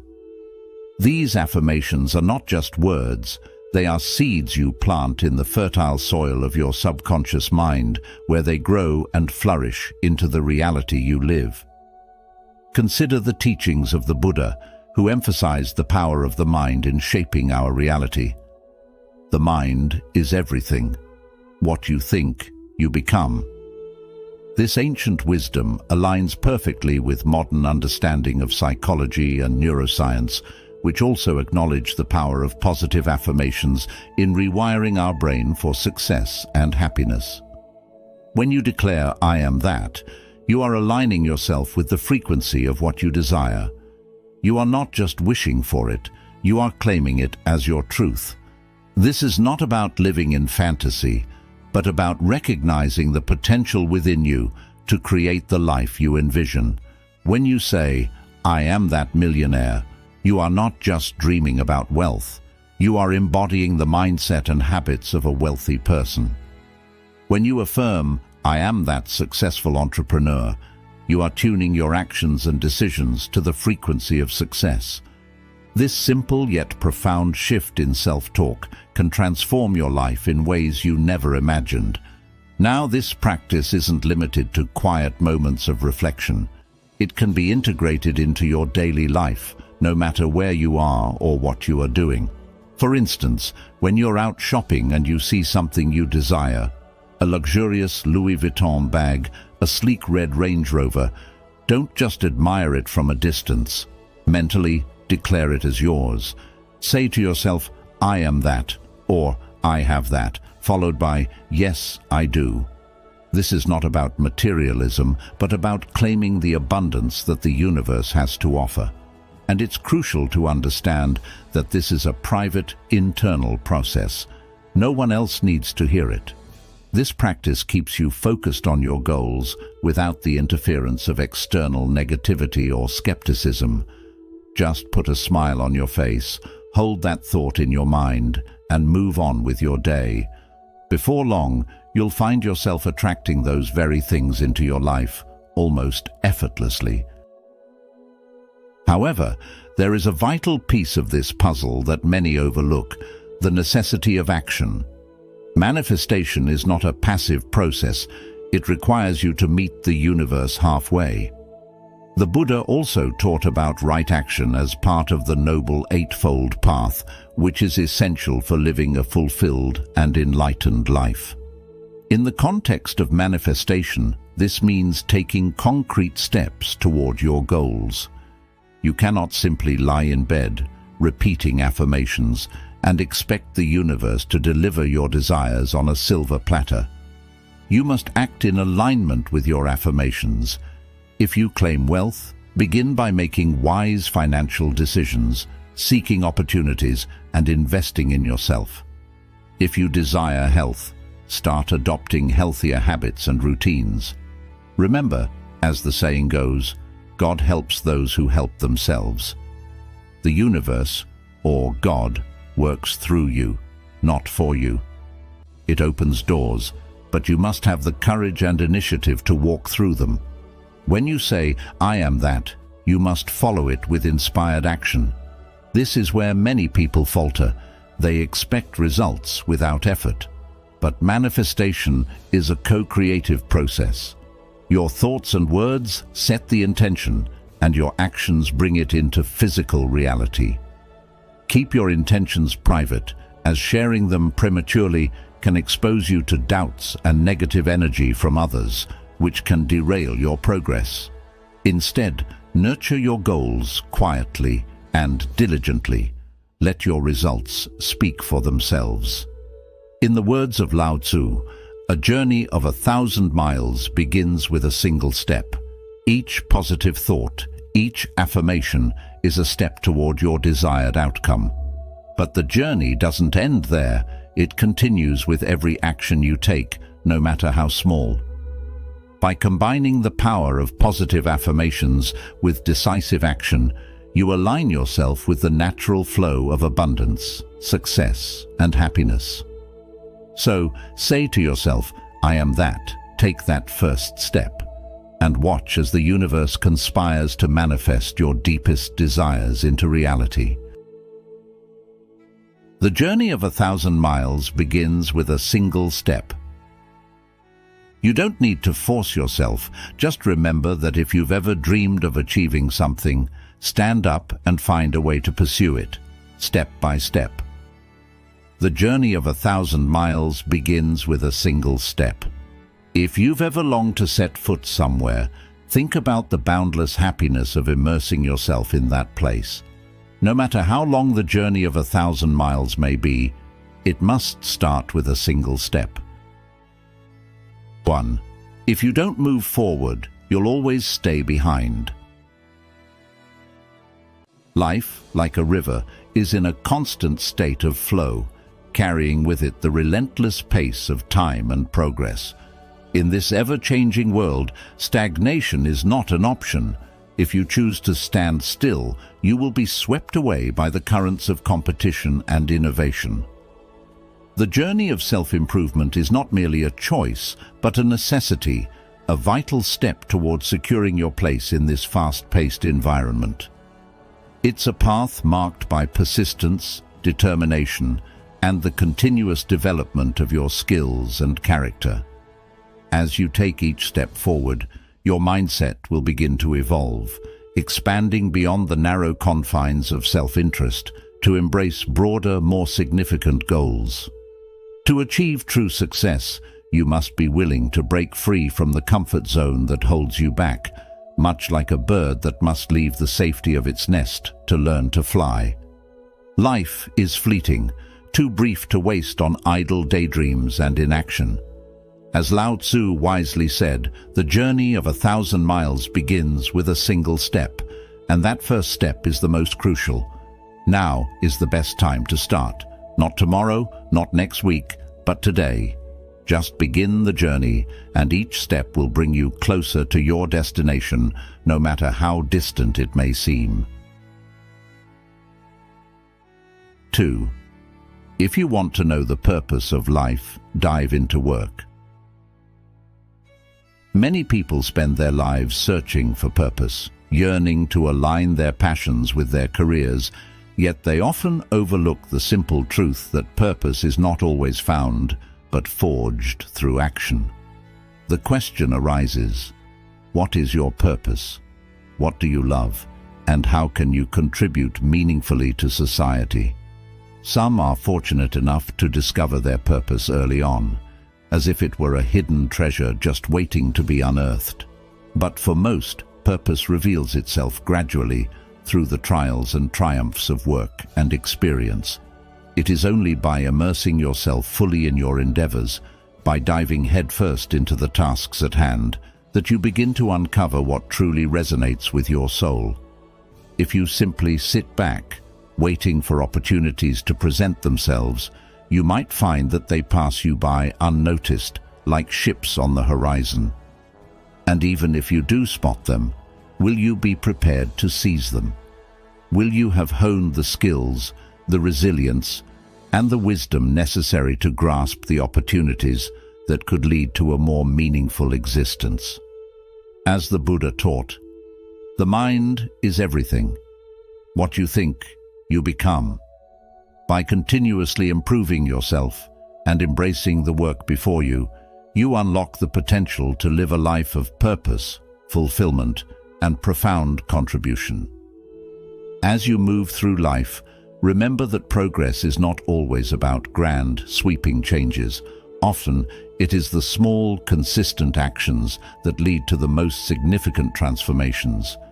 Every step forward, no matter how small, is a victory in itself, a testament to your commitment to growth.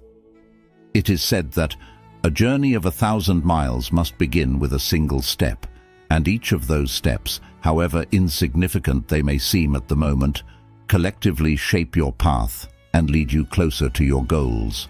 This applies not just to your career or personal development, but to every aspect of your life. Whether you are seeking to improve your relationships, your health, or your spiritual well-being, the principle remains the same. Start where you are, use what you have, and do what you can. 3. No matter how far the road is, you need to walk to reach it. That's right. No matter how grand the plans are, nothing will happen if we don't act. Before something new happens in our lives, our will can easily be shaken. These things make us fearful, even though we know that rewards await us ahead. There are two ways to face new things and new goals.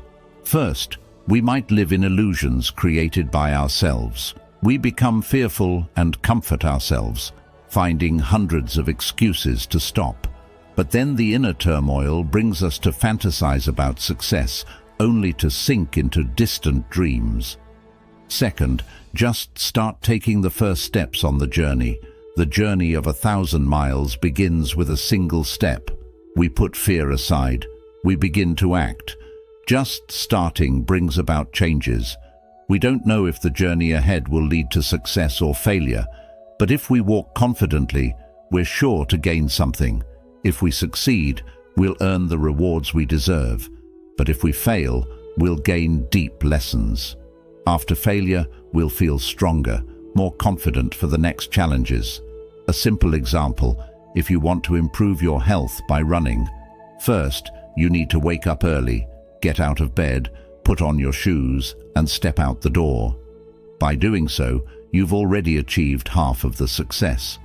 Next comes the path you'll run on. Whether long or short, you've started walking. Gradually, you'll move closer to a healthy habit and the best state of health. This applies to anything. If you want success, health, or financial prosperity, you need to act. Once you've started, just maintain and keep moving forward. The destination is just ahead of you, appearing when you begin to act.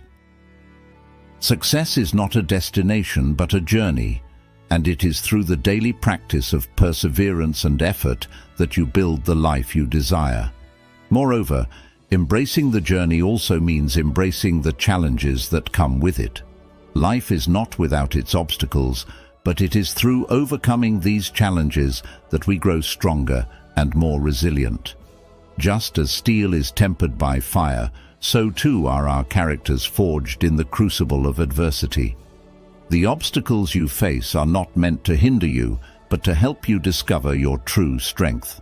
As you navigate these difficulties, remember that each challenge is an opportunity to learn, to adapt, and to emerge more capable and confident. The key is to maintain a positive mindset, to view each setback as a stepping stone rather than a stumbling block. As the ancient philosopher Epictetus once said, "It's not what happens to you, but how you react to it that matters." By adopting this perspective, you empower yourself to face any situation with grace and resilience, turning every experience into a valuable lesson on your journey. In modern life, where distractions are plentiful and time is scarce, it can be easy to lose sight of the importance of taking that first step and staying the course. We are often bombarded with messages that encourage instant gratification and quick fixes, but true success requires patience, effort, and the willingness to endure the journey, no matter how long or arduous it may be. In a world that celebrates speed and efficiency, remember that the most meaningful achievements are those that are earned through consistent hard work and dedication. Whether you are striving to advance in your career, build a strong family, or cultivate inner peace, the principles of perseverance and steady progress will serve you well. As you continue on your path, keep in mind the words of the Buddha. No matter how hard the past, you can always begin again. This timeless wisdom reminds us that it is never too late to take that first step, to start anew, and to pursue the life we truly desire. To conclude, the journey of 1,000 miles begins with a single step, and that step is yours to take. It is a step toward self-improvement, toward discovering your purpose, and toward living a life of meaning and fulfillment. The road may be long and filled with challenges, but each step you take brings you closer to the person you are meant to be. So, take that step today, embrace the journey with all its ups and downs, and trust that with perseverance, dedication, and a positive mindset, you will reach your destination. As you move forward, remember the wisdom of those who have walked this path before you, and let their words guide and inspire you. The journey is yours to make, and the time to start is now. 4. The first step is always the hardest. When we were young, we were all scared the first time we tried to ride a bicycle. We convinced ourselves we'd never be able to ride it. Excuses like, "It's too tall," or "It's too hard for me," kept popping up. If we keep thinking that way, we'll never be able to ride a bike. Until one day, we get on the bike. That's already a step forward compared to before. We place our foot on the pedal. Oh, it's not as hard as we thought. Gradually, we start believing in ourselves, and eventually, we learn to ride. By overcoming fear, we conquer our own fears and confidently walk the path we choose. As we grow older, the difficulties we face are no longer about riding a bike. It's about entering a new learning environment, a new city, meeting unfamiliar people. At that moment, we encounter a different fear: change. Does the journey of learning end there? The first step is preparation, getting ready. The step of boarding the bus or plane to the place of study. Is that step difficult? Yes, it is. But once we've taken it, the following years won't be as hard for us anymore. Stepping out of the learning environment and entering the working world, we begin to hesitate with new opportunities. Why? We are still too inexperienced in life, work, and many other aspects. But if we start by putting our name on a job application and sending it to potential employers, we begin the interview process. The first day at work is also a new journey. But once we've reached the company and sat down at our workstation, the days that follow won't be as challenging. Later on, when starting a business or venturing into freelancing, we prepare for yet another journey. The first step is filled with doubts. Are we doing the right thing? Should we stay in our comfort zone instead of stepping into the stormy world outside? You see, even before we take the first step, there are countless challenges. But if we shake off our fears and are ready to act, just taking that first step will activate our ability to take the next ones. Our life is a journey that never truly rests. At different times, there are different challenges. All we need to do is take the first steps, and that journey will officially begin. To have the courage to take those initial steps, we need determination and belief in ourselves. Just taking those first steps, despite the challenges ahead, we will trust ourselves and move forward. As we embrace the wisdom of taking that first step, remember that each step brings us closer to manifesting our deepest desires. The power to create the life you want is within you. Believe in it, speak it into existence, and watch it unfold. If you found this video helpful, don't forget to like, share, and subscribe to The Journey of Wisdom. Also, turn on notifications so you won't miss any of our upcoming videos. Your journey to wisdom and manifestation starts here. Let's take the next step together.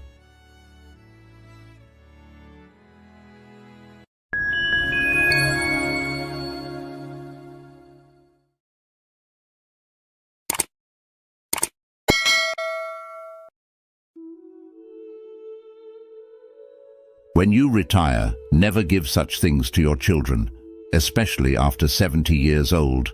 Buddhist teachings.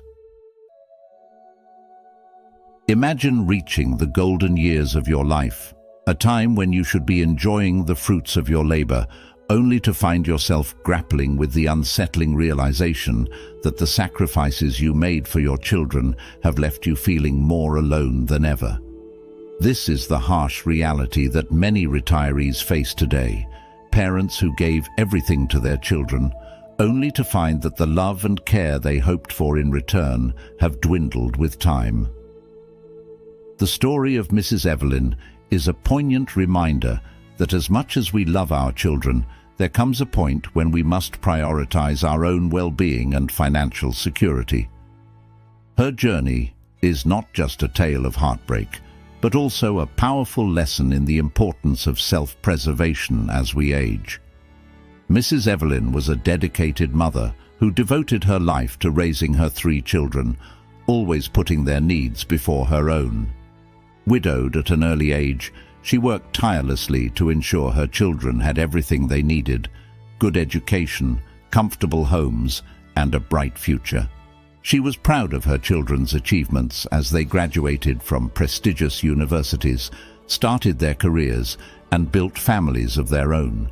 However, as the years passed and Mrs. Evelyn entered her retirement, she began to notice a painful shift in her relationship with her children. They rarely visited, and their phone calls became less frequent. When they did call, it was often to ask for financial help rather than to check on her well-being.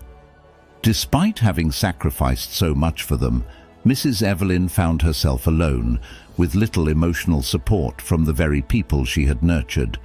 Mrs. Evelyn's retirement savings were modest, but she had always imagined that her children would help care for her in her later years.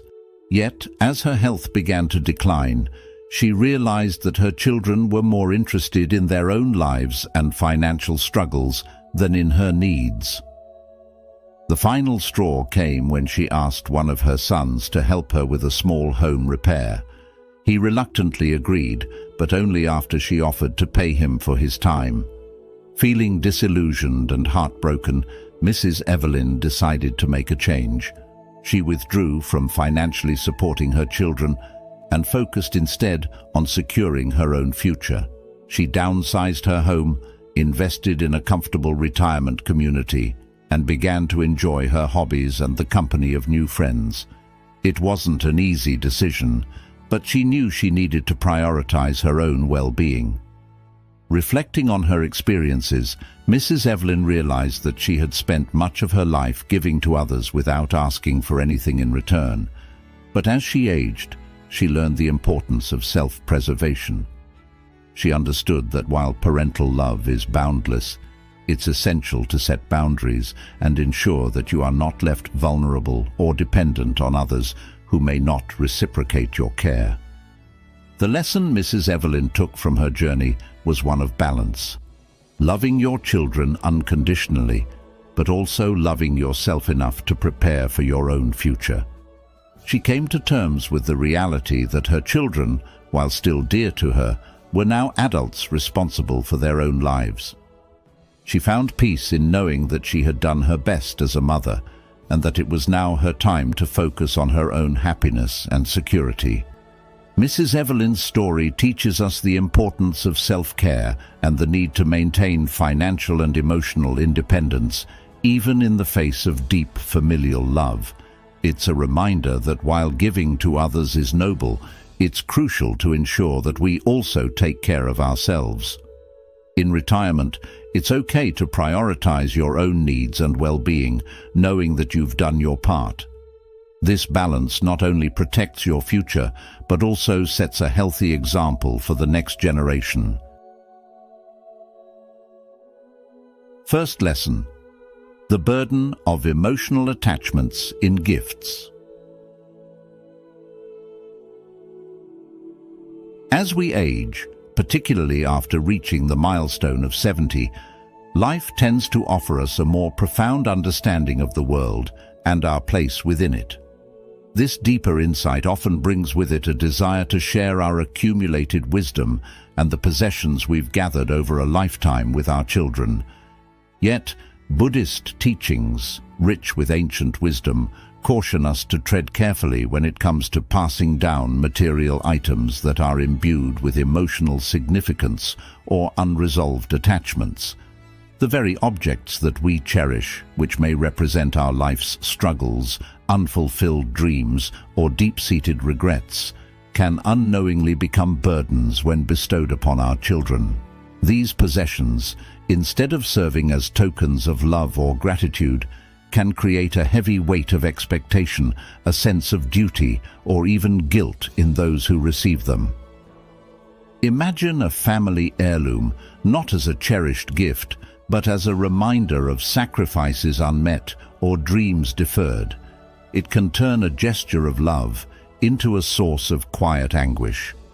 The essence of Buddhist philosophy guides us towards the practice of non-attachment, urging us to recognize that the truest and most meaningful legacy we can leave is not found in material wealth, but in the values, wisdom, and inner peace we cultivate throughout our lives. The Buddha himself once said, "You only lose what you cling to." This teaching serves as a reminder that clinging to physical possessions, especially those laden with unresolved emotions, can perpetuate suffering for both ourselves and our loved ones. Rather than transferring our emotional baggage to the next generation, we are encouraged to let go of such attachments, thereby allowing both ourselves and our children to embrace the impermanence of life. This approach not only helps us to resolve our own emotional ties, but also frees our children from the unintended burden of carrying the weight of our past. It is in this detachment that we find true peace, and it is this peace that we should strive to pass on. The key lesson here is to focus on what truly matters, leaving behind a legacy of wisdom, compassion, and serenity. By doing so, we ensure that our children inherit not our regrets, but the strength and clarity to navigate their own lives with grace. The solution lies in deep reflection on the nature of the items we consider passing on, ensuring that they do not carry with them unresolved emotions that could potentially cause harm. Instead, let us leave behind memories of love, moments of shared joy, and the invaluable lessons we've learned along the way. These are the treasures that will enrich our children's lives far more than any material possession ever could. As we navigate this stage of life, it is vital to remember that our most significant impact will not be in the things we leave behind, but in the love and wisdom we impart. This mindfulness is particularly crucial in modern life, where the pace of living can often blur the lines between what is truly important and what is not. The act of giving, when done with awareness and intention, becomes a powerful tool for nurturing the next generation, allowing them to inherit not just our belongings, but our understanding of life's most profound truths. Therefore, as we reflect on what to pass on, let us consider the teachings of the Buddha, who said, "The root of suffering is attachment." In letting go, we not only free ourselves, but also empower our children to live their lives unburdened by the shadows of our past. By focusing on the intangible legacies of wisdom, compassion, and inner peace, we contribute to a cycle of love and understanding that will resonate through generations. This approach requires us to transcend the physical and embrace the spiritual, recognizing that the greatest gifts we can give are those that nurture the soul and foster true happiness. In today's world, where materialism often overshadows spiritual values, this lesson is more relevant than ever. The pressure to accumulate and pass down wealth can lead to a cycle of attachment and suffering, both for us and for those we love. But by shifting our focus from the material to the spiritual, we can break this cycle and create a legacy that truly enriches our children's lives. The teachings of Buddhism provide us with the tools to do this, encouraging us to let go of our attachments and embrace the transient nature of existence. In doing so, we find not only our peace but also the strength to impart this peace to our children. Let us take this wisdom to heart and strive to leave behind a legacy that reflects not the weight of our possessions, but the lightness of our being. By doing so, we ensure that our children inherit not just our belongings, but our values, our love, and our understanding of what it truly means to live a fulfilled and meaningful life. This is the greatest gift we can give, and it is one that will continue to give long after we are gone. Second lesson: heirlooms or cherished possessions. As you enter the later stages of life, particularly after the age of 70, the thought of passing down family heirlooms or cherished possessions to your children often comes to mind. It's a natural instinct, fueled by the desire to leave behind something tangible that represents your life's journey, your struggles, and your triumphs. However, it's crucial to be aware of the deeper implications of such acts, especially from a Buddhist perspective, which teaches us to be mindful of the karma attached to every object in our possession. While these items may have significant sentimental value, they might also have absorbed the negative energies of past conflicts, family disputes, or personal hardships. The intention behind giving these heirlooms might be pure, but the unseen energy they carry could unintentionally pass on negative karma to your children, potentially affecting their peace, happiness, and spiritual well-being. Buddhism encourages us to go beyond the material and look deeper into the essence of what we are passing on to our loved ones. The things we hold dear, the objects that have traveled with us through life's various phases, may carry with them the residue of pain, sorrow, or unfulfilled desires. Even a beloved piece of jewelry, a family portrait, or an antique that's been in the family for generations might carry the burden of the past. It's not just the physical aspect of these objects that we pass down, but the emotional and spiritual imprints as well. These imprints, though invisible, can have a profound impact on those who inherit them. Consider the story of an elderly Buddhist monk who, in his twilight years, had accumulated a modest collection of items that held significant meaning to him. Each item represented a different chapter of his life, from the begging bowl he used in his early days of monkhood to the wooden beads that had absorbed the vibrations of countless prayers. As he neared the end of his life, his disciples asked him what he intended to do with these items. The monk smiled and said, "I shall pass on the teachings, not the objects. The objects have served me well, but they carry my journey, my struggles, and my karma. I wish for you to have a journey unburdened by my past." With that, the monk performed a cleansing ritual, releasing his attachment to these possessions, and instead passed on his wisdom and the essence of his spiritual journey to his disciples.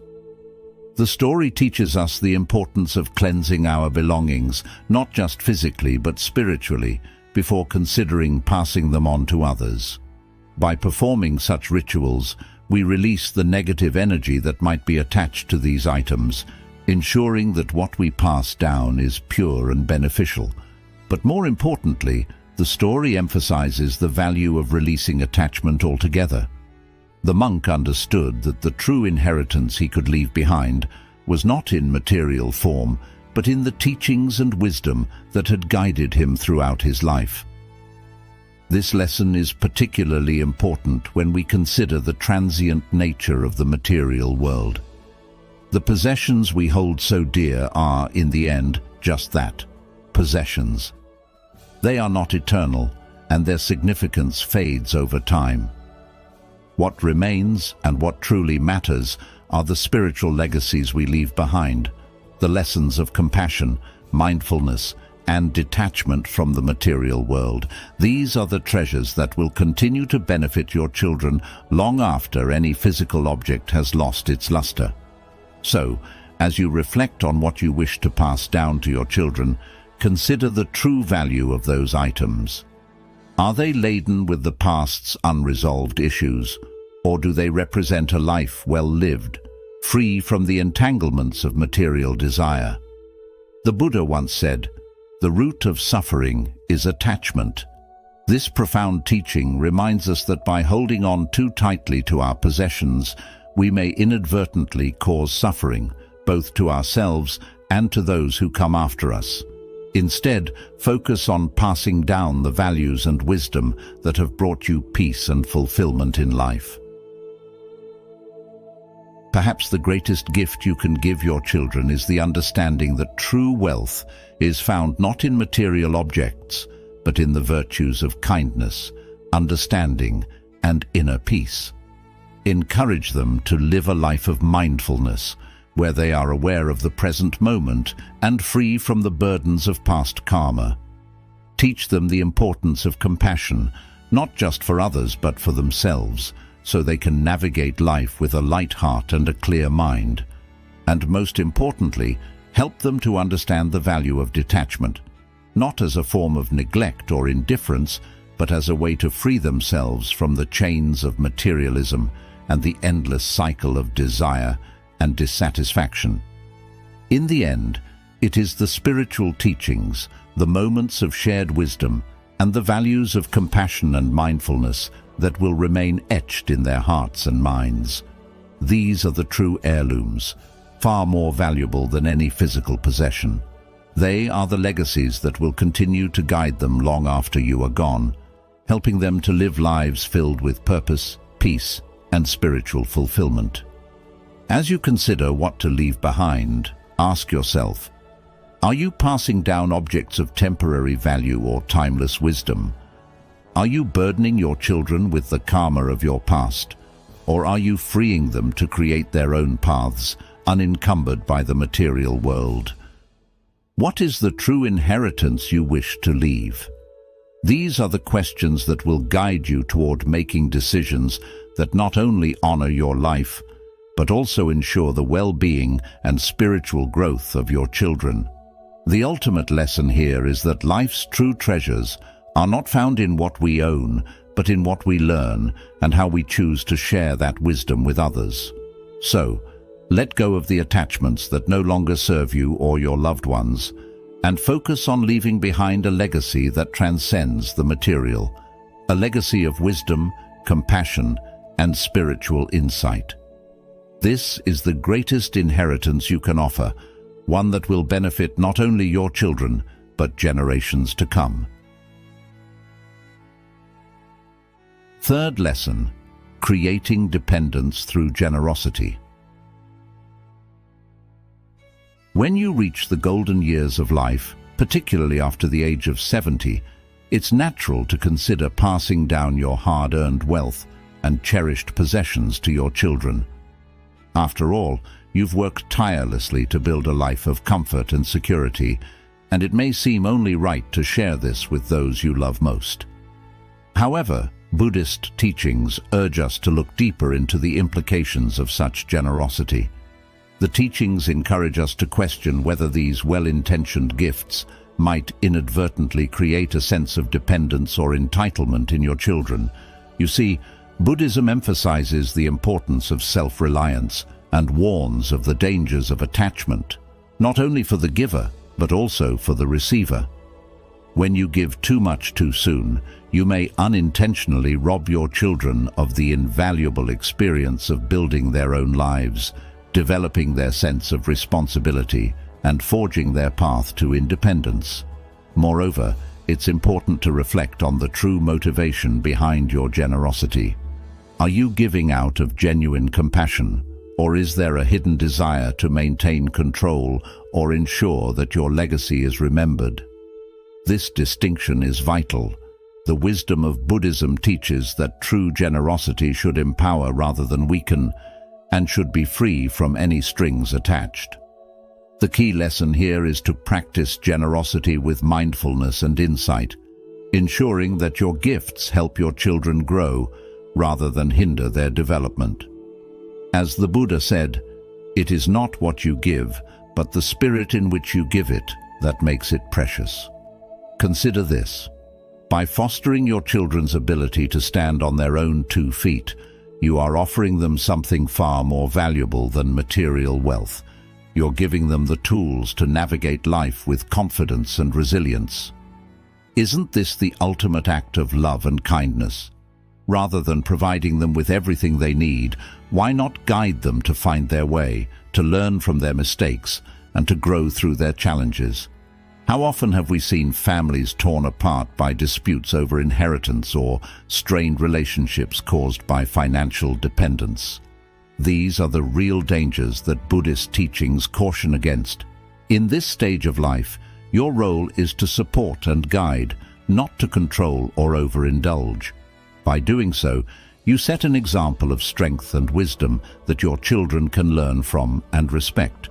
Teach your children to hold on to their values, not to the things you leave behind, is a piece of advice that resonates deeply with Buddhist philosophy. It encourages us to focus on the intangible lessons of life, kindness, integrity, and resilience, rather than the accumulation of wealth or possessions. As you reflect on your legacy, ask yourself, what kind of life do you want to leave behind for your children? Is it one filled with material possessions, or one rich in wisdom and experience? What kind of lessons do you want your children to learn from you? By choosing to give them the gift of independence and the freedom to create their own lives, you are not only honoring their potential, but also living in accordance with the teachings of the Buddha, who said, "The greatest gift is to give people your enlightenment, to share it. It has to be the greatest." Let this reflection be your guide. Allow your actions to be rooted in compassion, but also in wisdom.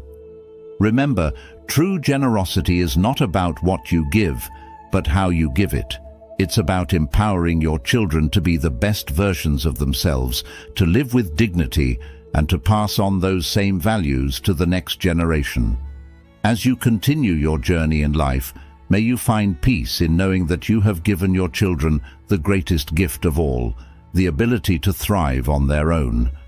So, as you think about what you want to pass down, consider the long-term impact of your decisions.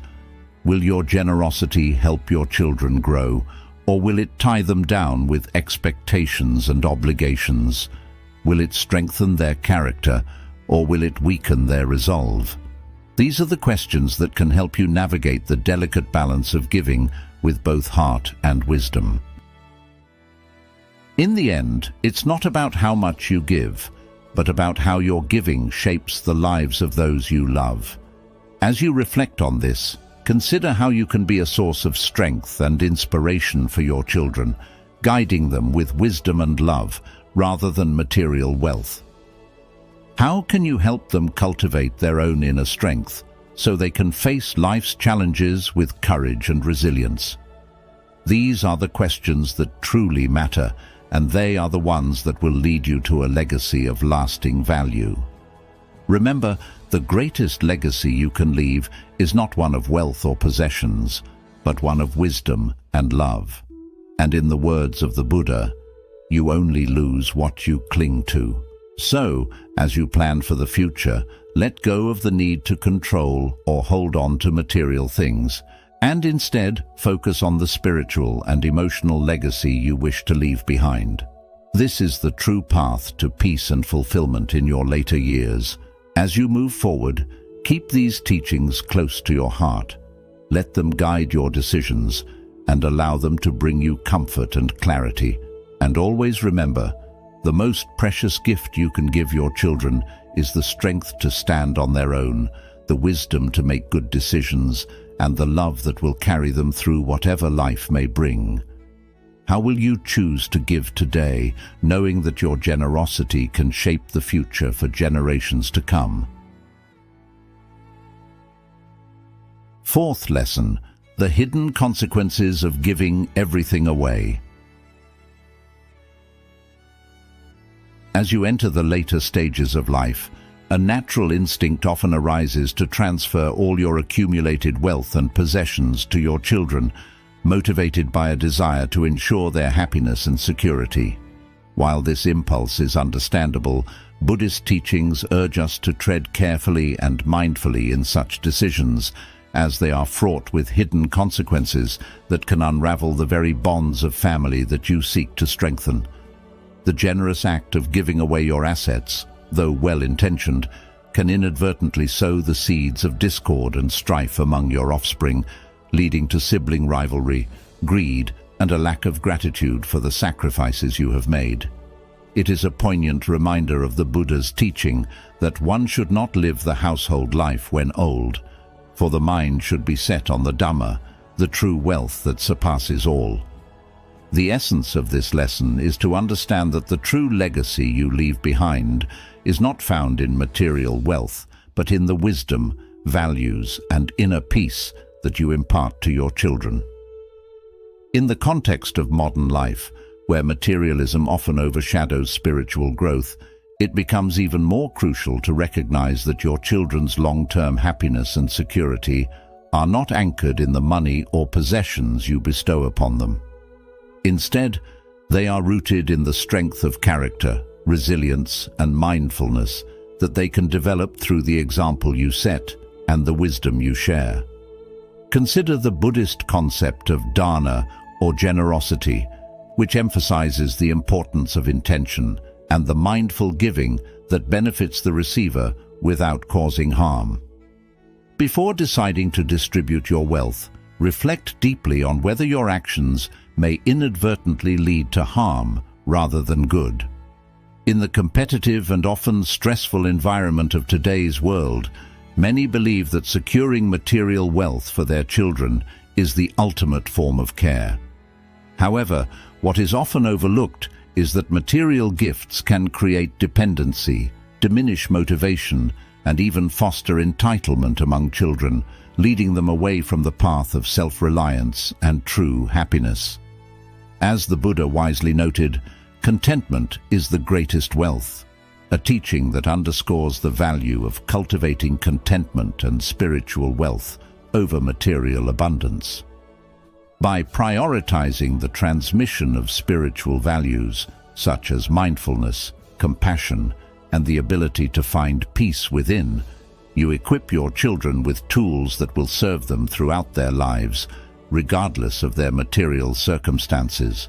Moreover, the act of giving everything away can also deprive you of your own sense of security and well-being in your later years.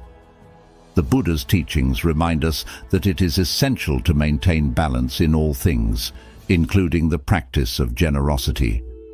Just as you have a responsibility to ensure your children's well-being, you also have a duty to care for your own needs and maintain your peace of mind. This balance is crucial in avoiding the hidden pitfalls of well-meaning but potentially harmful generosity. As the Dalai Lama has said, the true hero is one who conquers his own anger and hatred, a reminder that mastering our impulses, even those driven by love and care, is key to living a harmonious life. Consider the advice often given to retirees. Maintain control over your assets for as long as possible, not out of selfishness, but to ensure that your decisions are made with clarity and foresight. This approach not only safeguards your financial stability, but also allows you to make more thoughtful, deliberate decisions about how and when to pass on your wealth. In this way, you can continue to provide for your children without risking your own well-being or inadvertently causing conflict among them. Furthermore, it is important to engage in open, honest conversations with your children about your intentions and the values you wish to impart. Encourage them to understand the importance of spiritual wealth and the dangers of over-reliance on material possessions. By doing so, you can help them appreciate the deeper lessons of life, such as the value of hard work, the importance of inner peace, and the strength that comes from facing challenges with resilience. These are the true gifts that will serve them long after any material wealth has faded. Ultimately, the lesson here is not about withholding generosity, but about practicing it with wisdom and mindfulness. The act of giving should be driven by a desire to enhance the well-being of all involved, rather than simply fulfilling an emotional impulse. As the Buddha taught, He who gives liberally goes to the celestial realm. He who is restrained attains peace, but he who is free from all worldly attachments reaches nirvana. This teaching encapsulates the idea that true giving is not just about material exchange, but about fostering peace, harmony, and spiritual growth within oneself and others. In conclusion, as you contemplate your legacy and the ways in which you can support your children, remember that the most valuable gift you can give them is not your material wealth, but the wisdom, compassion, and inner peace that you have cultivated throughout your life. These are the treasures that will sustain them in times of difficulty and guide them on the path to true happiness. By being mindful of the hidden consequences of giving everything away, and by prioritizing the transmission of spiritual wealth, you can ensure that your legacy is one of harmony, wisdom, and lasting peace. Fifth lesson: the emotional impact of passing down possessions. When you reach the golden years of your life, you may feel the urge to pass down your cherished possessions to your children as an act of love. It's natural to want to share the material things that have been part of your journey, as a way to leave behind a tangible piece of yourself. However, while this gesture may seem like a simple and loving way to continue your legacy, it can sometimes have unintended emotional consequences that may weigh heavily on your children long after you're gone. You see, certain items, no matter how valuable or sentimental, might carry with them memories that are bittersweet or even painful, memories that your children may not be prepared to confront, or may not have the same fondness for as you do. Perhaps that old family heirloom reminds your child of a time of strife in the family, or maybe a treasured piece of jewelry carries the weight of an unresolved conflict. Buddhism, with its profound teachings on the nature of attachment, offers us wisdom in this delicate matter. The Buddha often emphasized the importance of letting go, of practicing non-attachment, not just for our own peace of mind, but for the well-being of those we love. It is a principle that resonates deeply as we consider the legacy we wish to leave behind. By holding on to our attachments, by resolving our emotional ties to our possessions, we can prevent the unintended consequence of passing on not just material objects, but emotional burdens as well. The true essence of giving lies not in the physical act of handing over a possession, but in the intention behind it. The intention to leave a legacy of peace, clarity, and freedom from unresolved emotions. There was once a wise monk who, upon nearing the end of his life, gathered his disciples and spoke of his most cherished possession, a simple bowl that had served him throughout his years. The bowl was worn, cracked, and held no monetary value, but to the monk it was a symbol of his journey, a silent witness to his years of meditation and teaching. When his disciples asked who would inherit the bowl, the monk smiled and said, "This bowl holds all my joys and sorrows, my triumphs and defeats.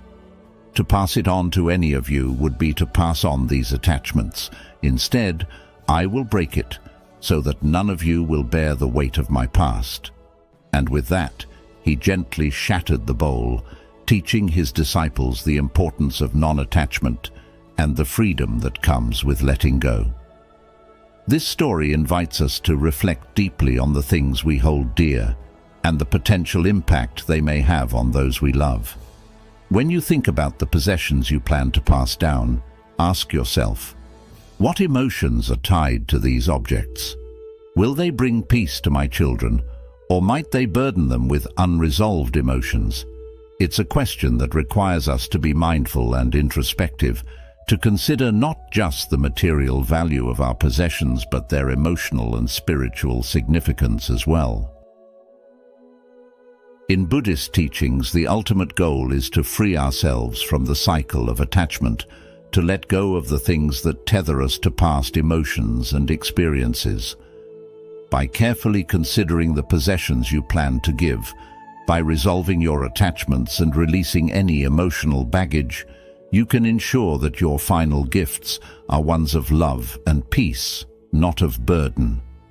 This doesn't mean you shouldn't pass down your cherished items, but rather that you should do so with mindfulness and intention, ensuring that the legacy you leave is one of clarity and light.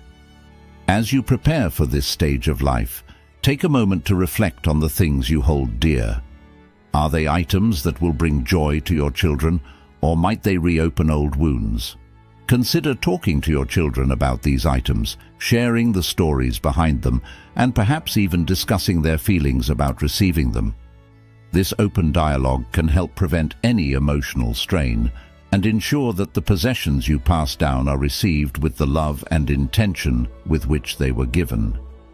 In conclusion, be mindful of the emotional and spiritual impact of the items you wish to pass on. Ensure that your legacy is one of peace and clarity, free from the unresolved emotions that can sometimes be tied to our most cherished possessions.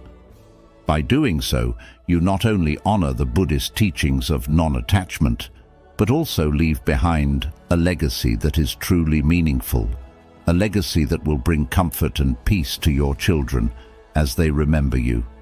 And so, as you think about the things you wish to leave behind, remember this: the greatest gift you can give your children is not a physical object, but the freedom from emotional burdens, the gift of a peaceful heart, and the wisdom to let go. What will your legacy be? The Courageous Journey of Grace. A lesson in self-respect and independence. Have you ever found yourself at a crossroads, torn between fulfilling the expectations of others and reclaiming the life you truly desire? Meet Grace, a 68-year-old woman whose journey from devoted mother and grandmother to a woman rediscovering her independence will resonate deeply with anyone who has ever struggled to balance the demands of family with the pursuit of personal happiness. Grace's story isn't just about growing older, it's about finding the courage to live life on your own terms, even when the world expects something different. Join us as we dive into her inspiring tale, a reminder that it's never too late to take back your life and follow your heart. Meet Grace, a 68-year-old woman from Ohio who, after a long and fulfilling career as a schoolteacher, was excited to finally retire and enjoy her golden years. Grace had always been a fiercely independent woman, priding herself on the life she built through hard work and determination.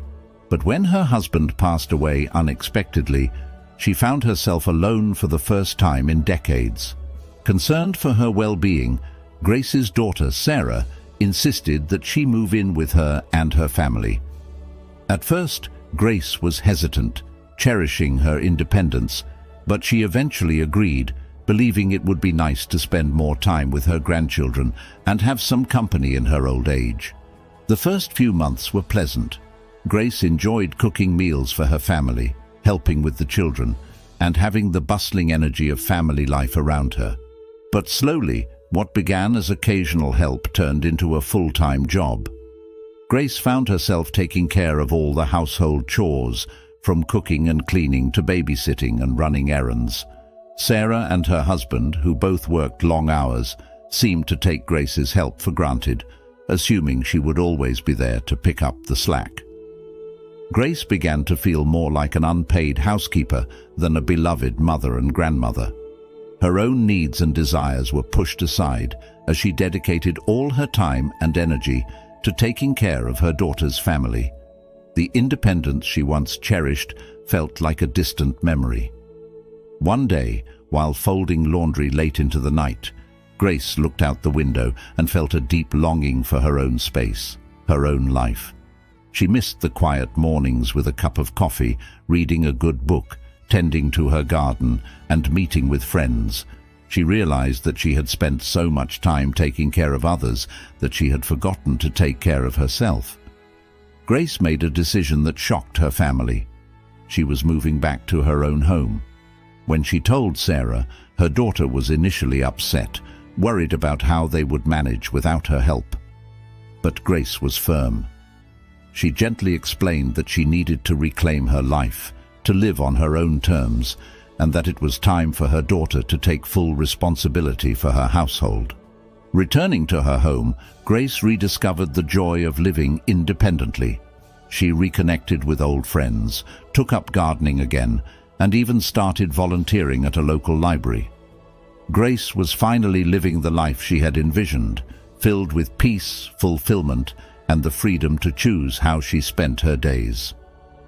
Grace's story is a poignant reminder of the importance of self-respect and the right to live life on one's own terms. It teaches us that no matter our age, we have the right to pursue our own happiness and fulfillment. Society often places expectations on elderly parents to serve their children, but Grace's experience shows us that it is crucial to set boundaries and prioritize our well-being. Her journey encourages us all to reflect on the quality of our own lives and the choices we make. Are we living authentically, or are we simply fulfilling the expectations of others? Grace's courage to reclaim her independence reminds us that it is never too late to take control of our lives and pursue the joy and peace we deserve. Let Grace's story inspire you to value your own happiness and to live boldly, unapologetically, and freely. Remember, your life is your own, and you have the right to live it in a way that brings you joy and fulfillment. The first type is community security job. Community security jobs are an excellent option for retirees who still want to engage in meaningful work while maintaining a relatively relaxed lifestyle. Many retirees, especially those who are physically active and in good health, find themselves in security roles within their local communities. Take, for instance, the seniors in the neighborhood where I reside. Several of them have taken up positions as community security guards. Their daily routine involves sitting in the security booth, leisurely reading newspapers, and occasionally pressing a button to open the gate for residents or visitors. It's a job that allows them to stay engaged with their surroundings without being overly taxing. As you consider this path, it's essential to understand that the choice of community can significantly impact your experience. High-end communities often have stringent management and may be less likely to hire retirees due to their rigorous standards and demands. Instead, medium to low-end communities offer better opportunities where the work is less demanding and there's more flexibility. However, it's crucial to recognize that security jobs often come with night shifts, which can be challenging, especially for those not accustomed to staying up late. My uncle, for example, took on a security job after retiring and found the night shifts to be tiring, requiring a mental and physical adjustment. This underscores the importance of being mentally prepared and understanding the demands of the job before committing. Additionally, finding a security job can be easier if you have connections. Personal introductions often pave the way for these roles, making it more accessible to enter the field. But don't be discouraged if you don't have such connections. Approaching the Community Property Management Office is a practical alternative. In essence, community security work offers retirees a chance to remain active and socially engaged while earning some extra income. This aligns with the Buddhist teaching that emphasizes the value of staying connected with one's community and contributing to the well-being of others. As Buddha once said, "To be idle is a short road to death, and to be diligent is a way of life. Foolish people are idle, wise people are diligent."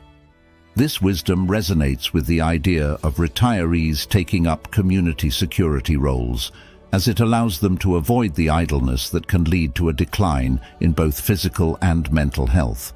By engaging in such work, retirees not only keep themselves busy, but also continue to be of service to others, fostering a sense of purpose and fulfillment.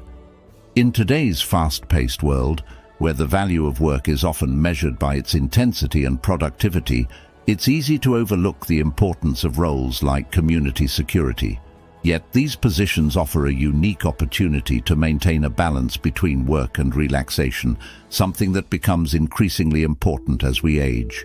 For retirees, this balance is key to a happy and healthy life. The job may not be glamorous, but it provides a structure to the day, a sense of responsibility, and most importantly, a way to stay connected with the world around you. In this sense, community security work is not just a job, it's a lifestyle choice that allows retirees to continue contributing to society in a meaningful way. Furthermore, the role of a community security guard is deeply rooted in the idea of protecting and serving others, which is a noble pursuit in any stage of life. As the Dalai Lama said, "Our prime purpose in this life is to help others, and if you can't help them, at least don't hurt them." This sentiment perfectly encapsulates the essence of community security work for retirees. By ensuring the safety and security of their community, retirees are living out this purpose, contributing to the greater good in a way that is both fulfilling and impactful. For those considering this path, it's important to approach it with the right mindset. Security work is not just about sitting in a booth and opening gates. It's about being vigilant, responsible, and aware of the surroundings. It requires a calm demeanor, patience, and a genuine interest in the well-being of others. Retirees who take on this role can find immense satisfaction in knowing that they are playing a vital part in maintaining the safety and peace of their community. This sense of duty and purpose can be incredibly rewarding, providing retirees with a renewed sense of identity and belonging. Moreover, the job of a community security guard can also serve as a form of meditation in motion. The quiet moments spent observing the comings and goings in the community, the repetitive actions of opening and closing gates, and the steady rhythm of the job can all contribute to a state of mindfulness. By approaching the job with this mindset, retirees can turn their work into a daily practice of mindfulness, finding peace and tranquility in the routine. As we navigate through the different stages of life, it's important to find roles that align with our values and needs, and community security work for retirees is one such role that offers both meaning and fulfillment. Remember, as Confucius said, "It does not matter how slowly you go as long as you do not stop." Taking on a security job in retirement is not about rushing through life, but about continuing to move forward, staying diligent, and contributing to the well-being of others in a meaningful way. This role allows retirees to keep going, to remain active and purposeful, and to live out their retirement years with dignity and respect. The second type is being the gardeners. Mr. James, 60 years old, retired early from his job as a school teacher.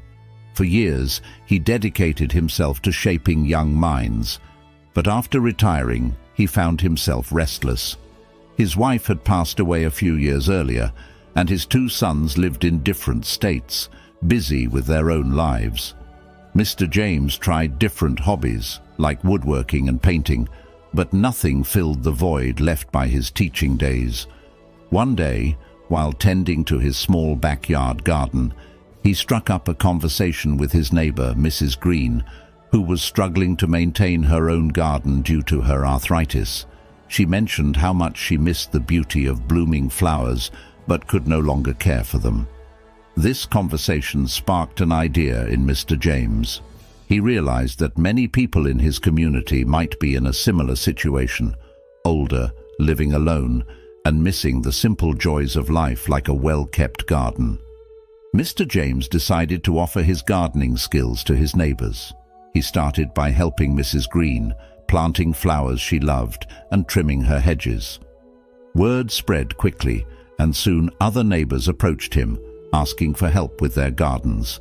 Some needed simple tasks like mowing the lawn or weeding, while others requested more involved work, such as planting vegetable gardens. As Mr. James spent more time with his neighbors, he discovered that many of them valued the time he spent with them more than the actual gardening. They enjoyed the conversations, the shared stories, and the feeling of connection. For Mr. James, this became more than just a hobby. It became a way to fill the void he felt after retiring. He wasn't just a gardener, he was a friend, a listener, and a companion to those who needed it most. Over time, Mr. James expanded his services to include teaching others how to garden. He organized small workshops in his backyard, inviting neighbors to learn about different plants, soil care, and sustainable gardening practices. These workshops became popular social events in the neighborhood, bringing people together and creating a sense of community. Through his gardening, Mr. James found a new purpose in retirement, one that allowed him to use his skills to make a positive impact on his community. He learned that fulfillment often comes from giving to others, and that even simple acts of kindness can have a profound effect on both the giver and the receiver. The story of Mr. James reminds us that retirement doesn't have to mean the end of meaningful work. It can be the beginning of a new chapter filled with opportunities to connect, contribute, and grow. The fourth type is working as a dishwasher in a restaurant. After a lifetime of dedication to your career, you've finally reached the point of retirement, a time that is often seen as a well-deserved rest. But as the days stretch out before you, you might find yourself yearning for something more, something that gives you a sense of purpose, a way to stay active, and perhaps a bit of extra income. Many retirees, especially women, might not consider jobs typically reserved for men, like security work. However, opportunities abound for those willing to think creatively and embrace roles that might seem simple but carry their own rewards. Take, for instance, the role of a dishwasher in a bustling restaurant. It might not be glamorous, but it offers something incredibly valuable: flexibility. My aunt, a proud retiree, took on such a job. She works during the lunch and dinner rush, allowing her to enjoy the rest of her day at her leisure. She relishes her freedom, knowing that while her pay may not be high, it is enough to maintain her financial independence. The dignity of earning her own money provides her with a sense of security that no one can take away. And isn't that something we all crave, no matter our age? Similarly, retirees can explore positions like hotel cleaning staff. These jobs, though often overlooked, can be a gateway to maintaining an active lifestyle while enjoying the benefits of a part-time schedule. When we talk about financial independence, we're not just discussing money.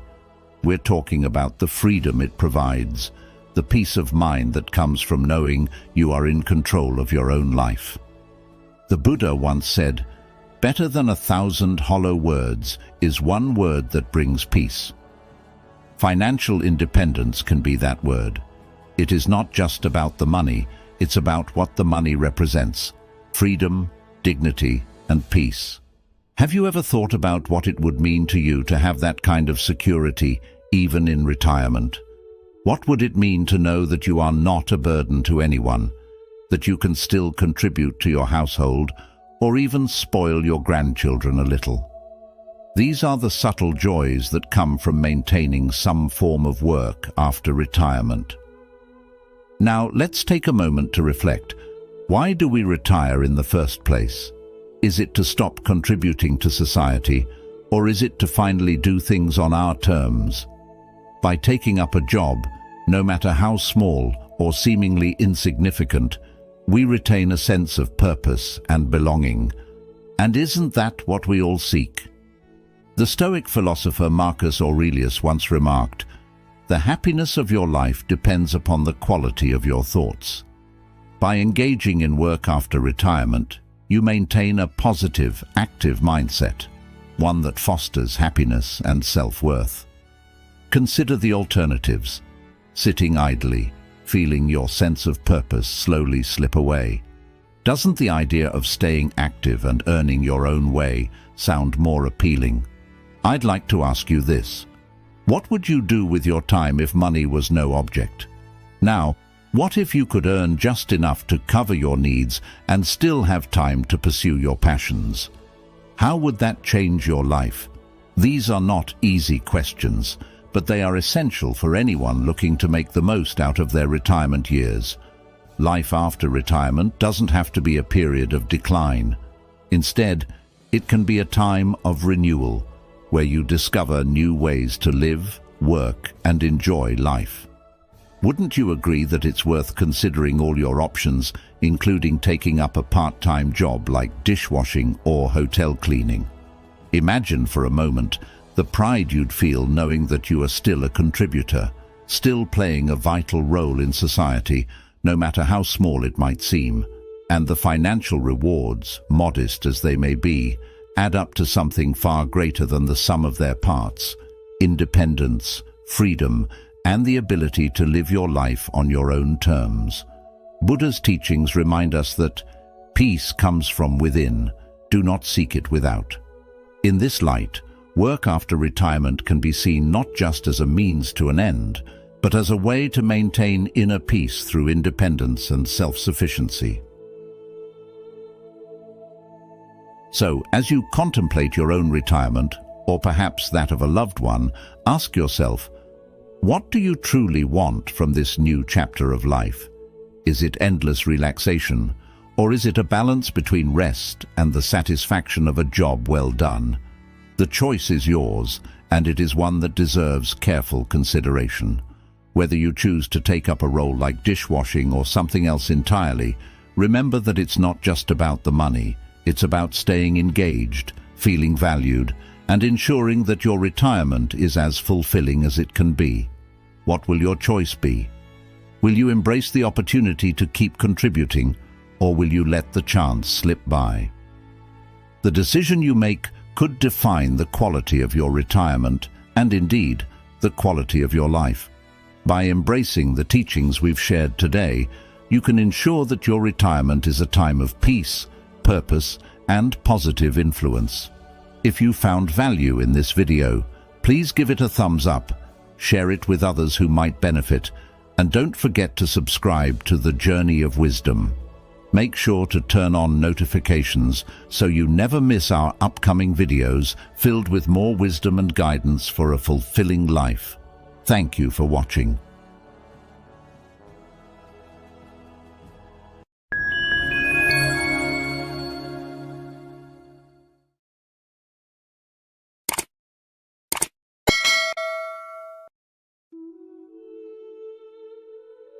Boom! Put these in a money jar, then watch your money grow. Buddhist teachings. The mind is everything. What you think, you become. Buddha. Today I'm bringing you a powerful and ancient Buddhist technique that could completely transform your financial life. In this video, I will reveal exactly what to put in your money jar to attract wealth, abundance, and prosperity like never before. This is not just another ritual, it's a time-tested method that works quickly and effectively. So, stay with me until the very end, as I'll be sharing some exclusive tips that you won't want to miss. Now, if you're new to the Journey of Wisdom, this channel is dedicated to bringing you Buddhist teachings and spiritual practices that can enhance every aspect of your life. Please support our community by liking, subscribing, and hitting the notification bell. If you're ready to unlock the secrets of a money jar that can change your life, let's dive in. 1. Creating the money jar. Peace comes from within. Do not seek it without. These words from the Buddha remind us that the true power to transform our lives lies within us, not in external objects or rituals. With that wisdom in mind, let's explore the concept of the money jar, a tool not of magic, but of mindfulness and intention. Welcome back, everyone. Today, I'm thrilled to share with you the creation of something deeply personal and powerful, my money jar. This simple object, which has sat quietly above my refrigerator for years, is a testament to the power of intention and focus. But let me be clear, the real magic doesn't reside in the jar itself. Instead, it comes from the energy you channel into it, the beliefs and intentions you imbue it with, and the focus it brings to your financial goals. As you embark on creating your own money jar, I encourage you to be creative and mindful, recognizing that the true source of abundance is the inner power you cultivate. The money jar serves as a tangible reminder of your commitment to growth and prosperity. The first thing you must understand is that the jar is merely a vessel. The power comes from within you. Just as the Buddha teaches that we shape our own destiny through our thoughts, words, and actions, the money jar becomes a reflection of your inner intentions. You are not simply placing objects into a jar. You are placing your energy, your focus, and your desires into it. Whether you keep it in your home, car, or even your wallet, the money jar is a tool to help you channel your inner power toward financial abundance. Now, let's talk about the jar itself. I chose a simple mason jar with a flip cap to keep everything secure, but the style and size are entirely up to you. Whether you use a large jar or something small enough to carry around, the key is to choose something that resonates with you. I prefer glass over plastic because, to me, glass symbolizes clarity and purity, qualities that are essential when setting intentions. However, what's most important is that you feel a connection to your jar, whatever it may be. As you begin to fill your jar, consider the items that will serve as symbols of abundance and protection. The first ingredient I add is cinnamon, a spice long associated with prosperity and wealth. A few sprinkles are all you need to infuse your jar with the energy of abundance. Cinnamon has been revered in various cultures, not only for its culinary uses, but also for its ability to attract positive energy and success. In the same way that a single spark can ignite a flame, a small amount of cinnamon can set the stage for greater financial flow in your life. Next, I add sea salt, another powerful element in the world of energy work. Sea salt is known for its ability to purify and cleanse, removing negative energies that may be blocking your path to prosperity. Just a pinch of sea salt in your money jar can create a barrier against negativity, ensuring that only positive, abundant energy surrounds you. The Buddha once said, "Just as a solid rock is not shaken by the storm, even so, the wise are not affected by praise or blame." Similarly, the sea salt in your jar acts as that solid rock, protecting you from the storms of doubt and fear that can derail your financial goals. But remember, the power of these ingredients does not come from the items themselves. Their effectiveness is rooted in the intention and energy you place into them. The jar and its contents are merely tools to help you focus your mind and spirit on the goal of financial growth. When you hold your jar, visualize the abundance you seek. Feel the joy and security that comes with financial freedom, and know that you are the architect of your own prosperity. As you go about your day, let the money jar serve as a constant reminder of your commitment to financial well-being. Each time you see it, take a moment to reaffirm your intentions and trust in the process. The Buddha taught that what we think, we become. By consistently aligning your thoughts with your financial goals, you are setting the stage for those goals to manifest in your reality. In modern life, we are often distracted by the chaos and noise around us, losing sight of our true desires and the steps needed to achieve them. The money jar, simple as it may seem, is a way to bring focus and clarity back into our lives. It encourages us to slow down, to be mindful of our financial goals, and to take deliberate steps toward achieving them. In doing so, we are not just accumulating wealth, but also cultivating a mindset of abundance that permeates every aspect of our lives. The creation of a money jar is not just about attracting wealth. It's about harnessing the power within you to manifest your desires. By filling your jar with symbolic items like cinnamon and sea salt, you are creating a physical representation of your intentions, a reminder to stay focused on your financial goals. But always remember, the true power lies not in the jar or its contents, but within you. As you continue on your journey, let the money jar be a tool that helps you channel your energy, focus your mind, and manifest the prosperity you seek. In the words of the Buddha, the mind is everything. What you think, you become. So think abundance, live abundance, and watch as your financial reality begins to align with your intentions. 2. Items to include in the money jar. The mind is everything. What you think, you become. These timeless words from the Buddha remind us of the incredible power of intention, focus, and belief in shaping our reality. When it comes to attracting abundance into your life, this principle is no different. Today, I'm going to guide you through the process of creating a money jar, a simple yet powerful tool to help you channel your energy towards financial prosperity. This isn't just about filling a jar with random items. It's about infusing these items with your intentions, turning them into potent symbols of wealth and abundance. Let's start with something as simple as a bay leaf. Now, you might be wondering how something so ordinary could have any impact on your financial life. But consider this. Bay leaves have been used for centuries in various cultures as symbols of protection, prosperity, and victory. When you take a bay leaf, crumble it, or write something like, "Money comes to me" on it before placing it in your money jar, you're not just adding a leaf, you're adding your intention, your belief that abundance is already on its way to you. This small act of faith, this tiny ritual, is a powerful affirmation that wealth is within your reach. Next up is nutmeg. If you're someone who enjoys a little gamble now and then, whether at a casino or even just playing bingo, nutmeg is an herb you'll want to include in your money jar.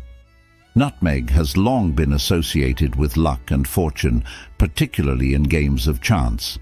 By placing a nutmeg in your jar, you're inviting that luck into your life, giving yourself a little extra edge when it comes to attracting financial wins. But remember, the nutmeg's power doesn't come from the herb itself. It comes from your belief in its ability to bring you luck, from your focused intention to invite abundance into your life. Now let's talk about something a bit more unique. High John the Conqueror root. This root, often referred to simply as High John, is known as a powerful symbol of overcoming obstacles and achieving success. It's called the Conqueror for a reason. High John represents the spirit of resilience, of rising above challenges to claim what is rightfully yours. If you've been facing financial difficulties, or if you feel that money has been a bit elusive lately, placing a small piece of High John root in your money jar can serve as a reminder that you have the strength to overcome any financial hurdle. It's not just a root, it's a symbol of your inner power, of your ability to conquer whatever stands in your way. But what if you're looking for something with a bit more sparkle? That's where crystals come in. Crystals have been used for millennia for their energetic properties, and when it comes to attracting wealth, certain stones stand out. Green aventurine, pyrite, often called fool's gold, jade, and citrine are all excellent choices for your money jar. Each of these crystals carries its own unique vibration that aligns with abundance and prosperity. For instance, green aventurine is known as the stone of opportunity, thought to be the luckiest of all crystals, especially in manifesting wealth. Pyrite, with its golden color, is often associated with financial success and good fortune. Jade, a stone highly valued in many cultures, symbolizes purity, serenity, and the accumulation of wealth. And citrine, often referred to as the merchant stone, is renowned for its ability to bring joy, wealth, and success. Including one or more of these crystals in your money jar is like adding a beacon for financial prosperity, amplifying your intentions with their natural energy. But it doesn't stop there. You can also enhance your money jar with a few sprinkles of basil. Known as the herb of kings, basil has been used for centuries to attract wealth and protect against poverty. Adding basil to your money jar not only brings in the energy of abundance, but also helps to safeguard your financial prosperity. Imagine each tiny leaf as a shield, protecting your wealth and ensuring that it continues to grow. And let's not forget about the most obvious ingredient, money itself. Whether it's a dollar bill, some coins, or even fake money, adding this to your jar serves as a powerful symbol of what you're attracting into your life. Money is energy, and by placing it in your jar, you're acknowledging that this energy is already present in your life and that it's only going to increase. You can take it a step further by programming the money before placing it in your jar. Hold the bill or coin in your hands, close your eyes, and focus on your financial goals. Visualize the money multiplying, visualize the freedom and security it brings, and then place it in the jar, knowing that you've just taken a powerful step towards manifesting your financial desires. To tie everything together, consider adding bayberries to your jar. Bayberry has been traditionally used for prosperity and good fortune, particularly in rituals and spells designed to attract wealth. When you place bayberries in your money jar, you're reinforcing the intention that this jar is a magnet for financial abundance, drawing wealth towards you like iron to a magnet. As you assemble your money jar, take a moment to create the right atmosphere. Find a quiet space where you won't be disturbed, and consider lighting some incense that resonates with prosperity, such as sandalwood or patchouli. You might also light a green candle, which is often associated with wealth and growth, anointed with a bit of cinnamon oil for an extra boost of prosperity energy. As you place each item in the jar, focus on your intentions, visualize the flow of abundance into your life, and feel the joy and relief that comes with financial security. Now, let me share with you a story from the life of the Buddha that perfectly illustrates the power of intention and focus. It's said that once, when the Buddha was asked how one could attain wealth, he replied with a simple analogy. He spoke of a farmer who, day by day, tended to his fields with care and dedication. The farmer didn't rush the process, nor did he neglect his duties. Instead, he focused on his work, trusting that his efforts would bear fruit in time. And indeed, the farmer's fields flourished, providing him with an abundant harvest year after year. The lesson here is clear. Just as the farmer's consistent efforts led to a bountiful harvest, so too will your focused intentions and actions bring you the financial abundance you seek. As you finish creating your money jar, take a moment to reflect on the deeper meaning behind this ritual. It's not just about the physical act of putting items in a jar. It's about aligning your thoughts, intentions, and actions with the energy of abundance. It's about recognizing that you have the power to shape your financial destiny, that by focusing on prosperity and taking deliberate steps towards it, you are inviting wealth into your life. But now, I have a question for you to ponder. What would your life look like if you truly believed that you were deserving of financial abundance? How would you act, think, and feel differently if you knew that wealth was within your reach? Reflect on this as you go about your day, and let it guide your actions and decisions. The creation of a money jar is more than just a fun project.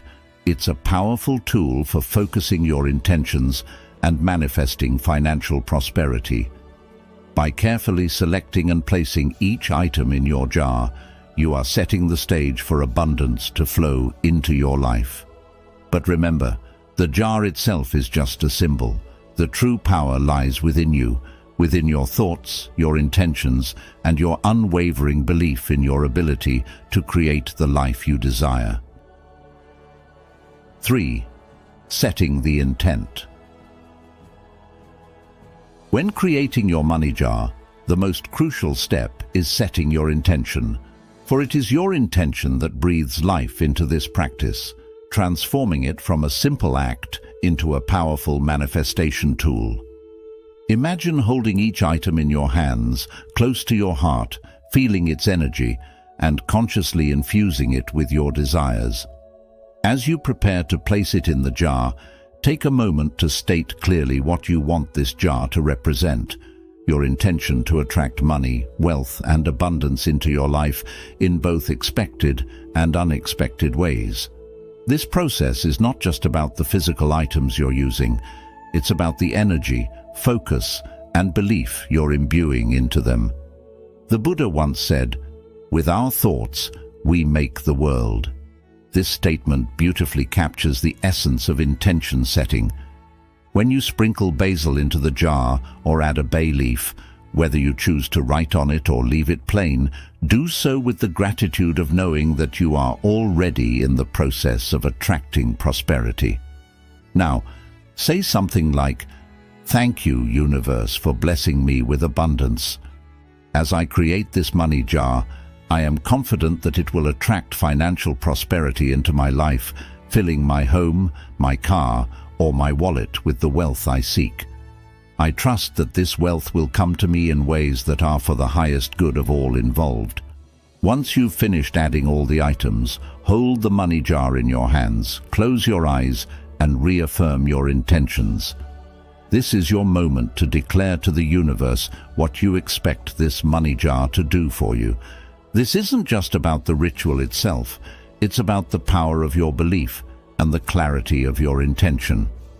You might consider adding a few drops of essential oils like money oil, fast-attracting oil, or lodestone oil to enhance this intention further. These oils are symbolic and carry with them the energy of attraction and prosperity, reinforcing the message you're sending out into the universe. But let me ask you, how often do we go through life on autopilot, forgetting the immense power we hold in our thoughts and intentions? What if, instead, we took a moment every day to consciously set our intentions, not just for money, but for all aspects of our lives? How different would our experiences be if we truly believed that we have the power to shape our reality? Reflect on this as you hold your money jar, knowing that this simple act is a step towards reclaiming that power. The key is to approach this with a sense of certainty and trust. Certainty that your intentions are being heard, and trust that the universe is working in your favor, even in ways you cannot yet see. This practice is a beautiful way to remind yourself daily that you are a powerful creator of your reality and that wealth and abundance are your natural states of being. As you go through the ritual of creating and setting up your money jar, let it be a reminder that the power to manifest your desires lies within you. The jar, the items, and the oils are all tools to help you focus your energy and intentions. But the true magic happens within your mind and heart. The Buddha's wisdom teaches us that what we think, we become. By focusing your thoughts on prosperity and abundance, you are inviting these energies into your life, and the money jar becomes a physical symbol of this invitation. Imagine the possibilities if you could carry this sense of intentionality into every aspect of your life. What if you approached each day with the same clarity and focus with which you created your money jar? How would your relationships, career, and personal growth transform? This exercise is not just about attracting money, it's about cultivating a mindset of abundance, a mindset that can open doors and create opportunities where there were none before. The money jar is a symbol, yes, but it is also a practice, a daily reminder to stay focused on your goals and to trust that the universe is always working with you to bring them to fruition. As you complete your money jar and set your intentions, remember that the true power of this practice lies not in the jar itself, but in your belief and the energy you put into it. As you move forward, let this practice be a daily reminder that you are the creator of your reality, that you have the power to attract wealth and abundance into your life, and that with each thought and intention, you are shaping your future. So take this moment to set your intentions clearly, hold your money jar with confidence, and trust that the universe is aligning to bring your desires into reality. If you've made it this far, you're on the path to financial abundance. Drop a comment saying, "My wealth is growing," to show you're committed to this journey of prosperity. Stick around. The secrets to more wealth are just getting started. 4. Tips and timing. When it comes to manifesting abundance through your money jar, there are some key tips and timing strategies that can significantly enhance your results.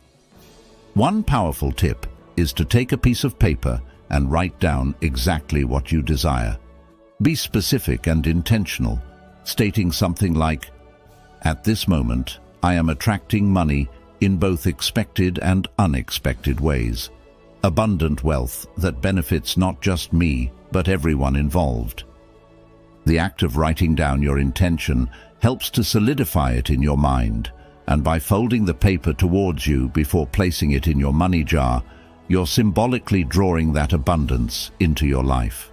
This simple yet profound step adds another layer of focus and energy to your manifestation practice, making it not just a ritual, but a fun and creative process that keeps your intentions clear and strong. Timing is also crucial when creating your money jar. While you can make a money jar at any time that feels right to you, certain days and phases of the moon are traditionally associated with growth and abundance, making them particularly powerful times to set your intentions. Sunday is known as the day of growth and renewal, a perfect time to plant the seeds of financial prosperity. Thursday, ruled by Jupiter, the planet of abundance and good fortune, is considered the ideal day for money-related rituals. Additionally, creating your money jar during a new moon or a waxing moon phase can amplify your intentions. Just as the moon grows from new to full, your financial goals can grow and expand, gaining momentum with each passing day. The Buddha once said, "The mind is everything. What you think, you become." By aligning your actions with the natural cycles of the earth and the cosmos, you're not just wishing for abundance. You're actively participating in its creation, synchronizing your efforts with the universe's rhythms. In today's fast-paced world, it's easy to overlook the power of such mindful practices. Yet, integrating these ancient wisdoms into modern life can be a game-changer. Taking the time to write down your goals, align them with cosmic timing, and infuse them with positive energy isn't just about attracting money. It's about cultivating a mindset of abundance that can permeate every aspect of your life. Take a few moments this Thursday or Sunday, or during the next new moon, to create your money jar. Write down your intentions, fold them with care, and place them in the jar, knowing that you're planting the seeds for financial growth. How would your actions change if you knew that prosperity was not just a possibility, but a certainty? Reflect on these questions as you go through your day, and let them guide you toward a more prosperous and fulfilling life. Remember, as the Buddha taught, what we think, we become. So think abundance, act with intention, and watch as your financial life begins to flourish. Taboos, when placing a rice jar that could lead to financial loss and year-round poverty. Wealth is not about having a lot of money, it's about ensuring that it flows into your life steadily and remains protected. Next, we're diving into a vital aspect of feng shui that you might have overlooked, the placement of your rice jar. While it may seem like a simple kitchen item, the rice jar holds significant importance in Feng Shui, symbolizing your family's wealth and prosperity. A properly placed rice jar can enhance your financial fortune, bringing stability and abundance to your household. However, if placed incorrectly, it could lead to unexpected financial losses and even year-round poverty.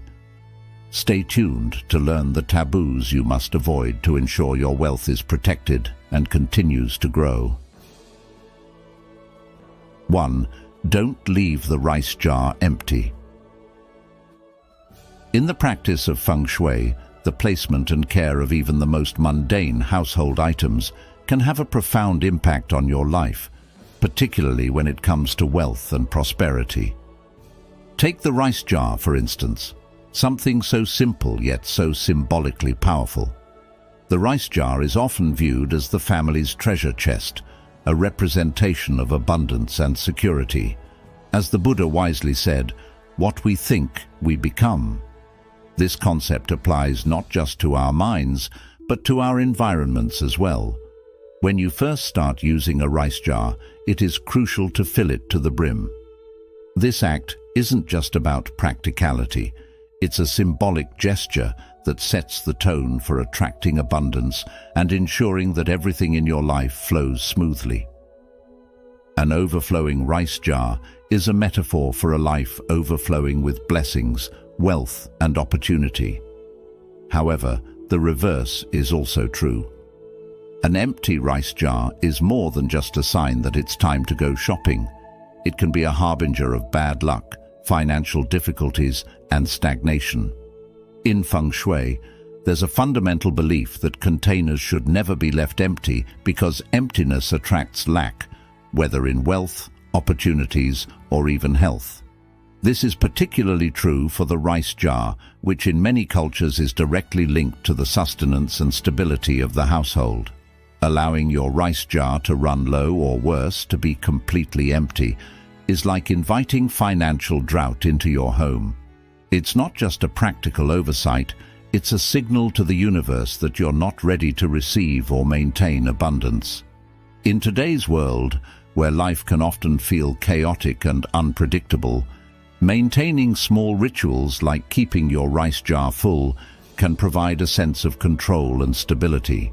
It's a simple yet powerful way to affirm your intentions to the universe, intentions of prosperity, security, and growth. Just as you wouldn't neglect your financial savings, you shouldn't neglect your rice jar. Make it a habit to check the rice level regularly and refill it before it dips below half.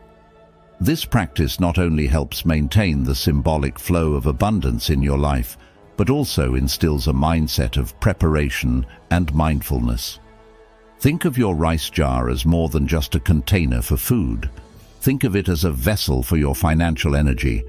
By keeping it full, you're not just storing rice, you're storing potential, security, and prosperity.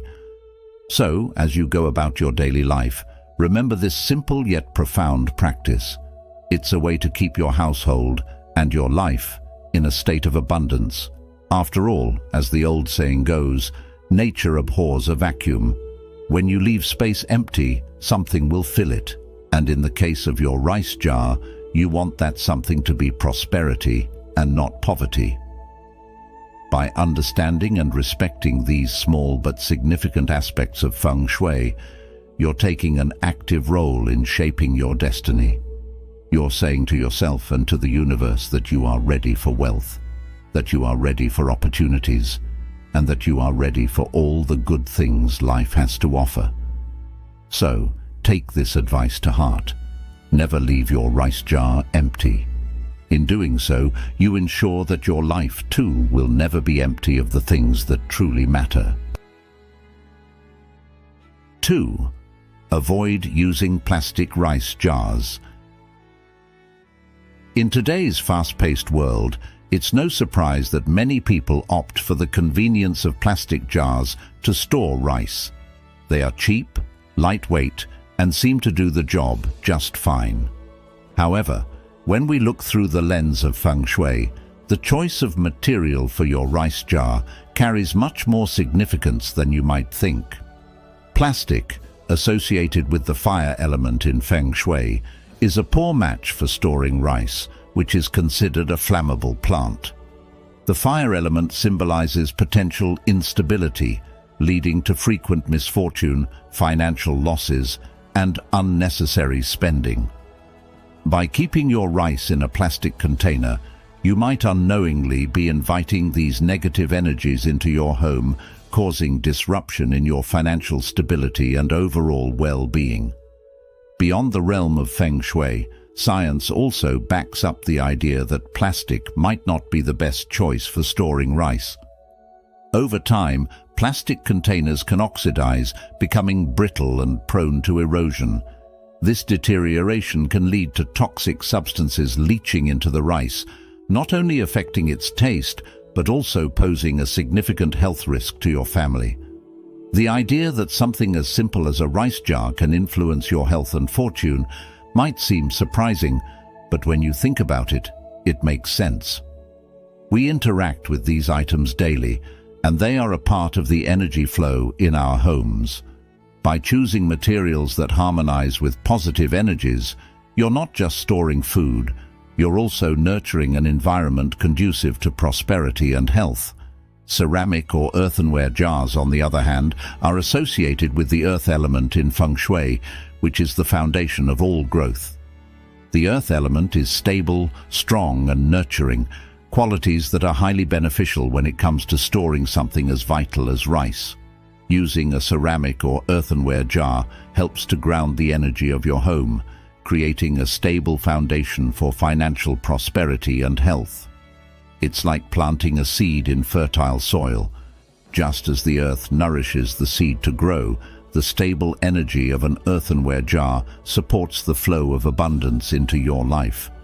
The Buddha once said, "Just as a solid rock is not shaken by the storm, even so, the wise are not affected by praise or blame." Similarly, a stable earth element rice jar is less likely to be influenced by the negative energies that might disrupt your financial well-being. Many families have the habit of leaving rice in the plastic bag it comes in from the store, simply for convenience. But in Feng Shui, this is a significant mistake. Plastic bags, like plastic jars, carry the energy of poverty and lack. They are flimsy, impermanent, and symbolize a lack of stability. Taking rice directly from the plastic bag for daily consumption is akin to inviting scarcity into your life. Instead, take the time to transfer your rice into a ceramic or earthenware jar as soon as you bring it home. This small action not only respects the food that sustains your family, but also aligns your household with the energy of abundance. So, what does this mean for you? It's a reminder that even the smallest details in your home can have a big impact on your life. By choosing to store your rice in a ceramic or earthenware jar, you're making a conscious decision to invite stability, health, and prosperity into your life. It's an easy change, but one that can have lasting effects. 3. Do not place ceramic rice jars facing east or southeast.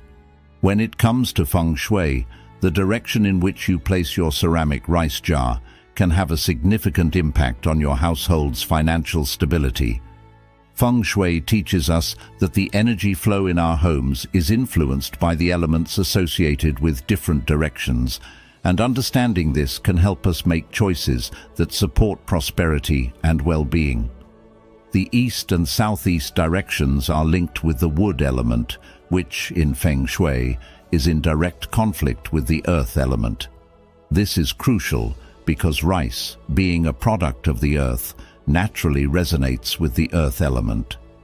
Placing your rice jar, a symbol of sustenance and abundance, in a direction governed by the wood element can create an energetic clash that disrupts the flow of wealth into your home.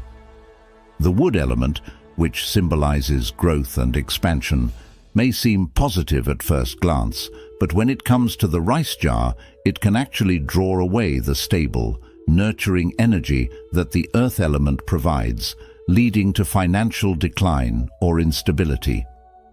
To ensure that your rice jar supports financial growth and stability, it's important to align it with the directions that resonate with the earth element. The west and northeast directions are ideal for this purpose because they are associated with the earth element in feng shui. By placing your rice jar in one of these directions, you're grounding its energy in a stable, supportive environment that encourages the steady accumulation of wealth. This small but meaningful adjustment in the placement of your rice jar can create a positive ripple effect throughout your home, supporting not just your financial well-being, but also the overall harmony of your living space. This wisdom applies to the spaces we live in as well. When we take care to arrange our environment thoughtfully, aligning it with positive energies, we are, in a way, setting the stage for our intentions and desires to manifest. As you consider where to place your rice jar, think about how this simple decision reflects your approach to life.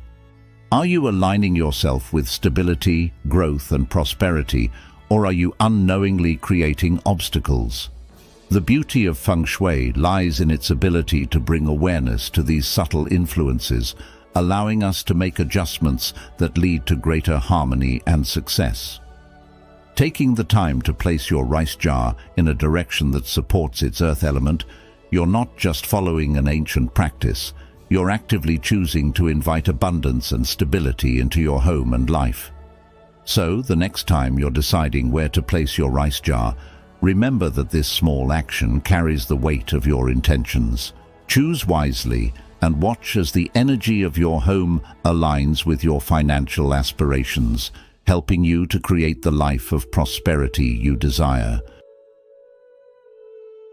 4. Keep the rice jar in a discreet but convenient location.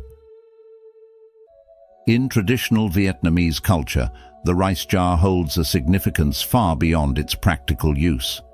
It is often considered the family's treasure chest, symbolizing abundance, security, and the foundation of prosperity. Given its importance, where you choose to place your rice jar can have a profound impact on the energy of your home. To ensure that this symbol of wealth remains potent and effective, it's crucial to store it in a discreet yet convenient location. The idea here is to protect your family's financial fortune from the prying eyes of outsiders. Just as you wouldn't flaunt your bank account balance to every visitor, the rice jar should also be kept out of sight, hidden away from those who enter your home. The best place for it is in the kitchen, tucked into a corner where it is both accessible for daily use and safely out of view. This practice not only aligns with feng shui principles, but also reflects a deeper understanding of how to maintain and protect the flow of abundance within your household. By keeping your rice jar in a secluded spot, you're also honoring the idea that wealth should be nurtured and protected rather than exposed to potential negative influences. This mirrors the Buddhist teaching that true peace comes from within, emphasizing that the strength and prosperity of a household are cultivated internally, away from external distractions and judgments. In modern life, this principle is more relevant than ever. We live in an age where personal boundaries and privacy are constantly challenged, making it all the more important to safeguard the things that truly matter. Just as you might keep your financial assets secure, keeping your rice jar in a discreet location is a small but significant step toward ensuring that your home remains a sanctuary of prosperity and well-being. As you consider the placement of your rice jar, think of it not just as a storage decision, but as a mindful practice that contributes to the overall harmony and success of your household. 5. The rice jar should be covered and elevated. In the practice of feng shui and traditional customs, the placement and care of your rice jar are more than just practical concerns. They are deeply symbolic of your family's wealth and well-being. It might seem like a small detail, But keeping your rice jar covered and elevated can make a significant difference in how abundance flows into your life. The cover serves a dual purpose. It protects the rice from pests like rats and cockroaches, which can contaminate your food, and it acts as a safeguard for your family's financial health. Just as you would protect your savings or investments, covering the rice jar symbolizes the protection of your wealth from outside forces that could diminish it. Elevating the rice jar is equally important, not just from a scientific standpoint, but also from a spiritual one. Scientifically, storing the rice jar in a dry, well-ventilated place helps prevent mold, which can pose a health risk to your family. But from a feng shui perspective, elevating the jar ensures that your wealth is metaphorically lifted, not dragged down by negative energies or circumstances. It's like raising the stakes in your favor, making sure that the foundation of your household's prosperity is strong and stable. Water, a symbol of wealth in feng shui, must be managed carefully. If it drips into the rice jar, it can cause mold, representing financial decay or unforeseen expenses that can drain your resources. By keeping the jar elevated and dry, you're taking a proactive step to protect not just your food, but also your financial stability. This idea of elevation and protection is reflected in many Buddhist teachings. The Buddha once said, "Just as a mountain remains unmoved by the wind, so the wise remain unmoved by praise or blame." In the same way, your rice jar, when properly cared for, becomes an unmoved and stable source of nourishment and prosperity for your family. It's a simple act, but it carries with it the weight of your intentions and your commitment to safeguarding what's important.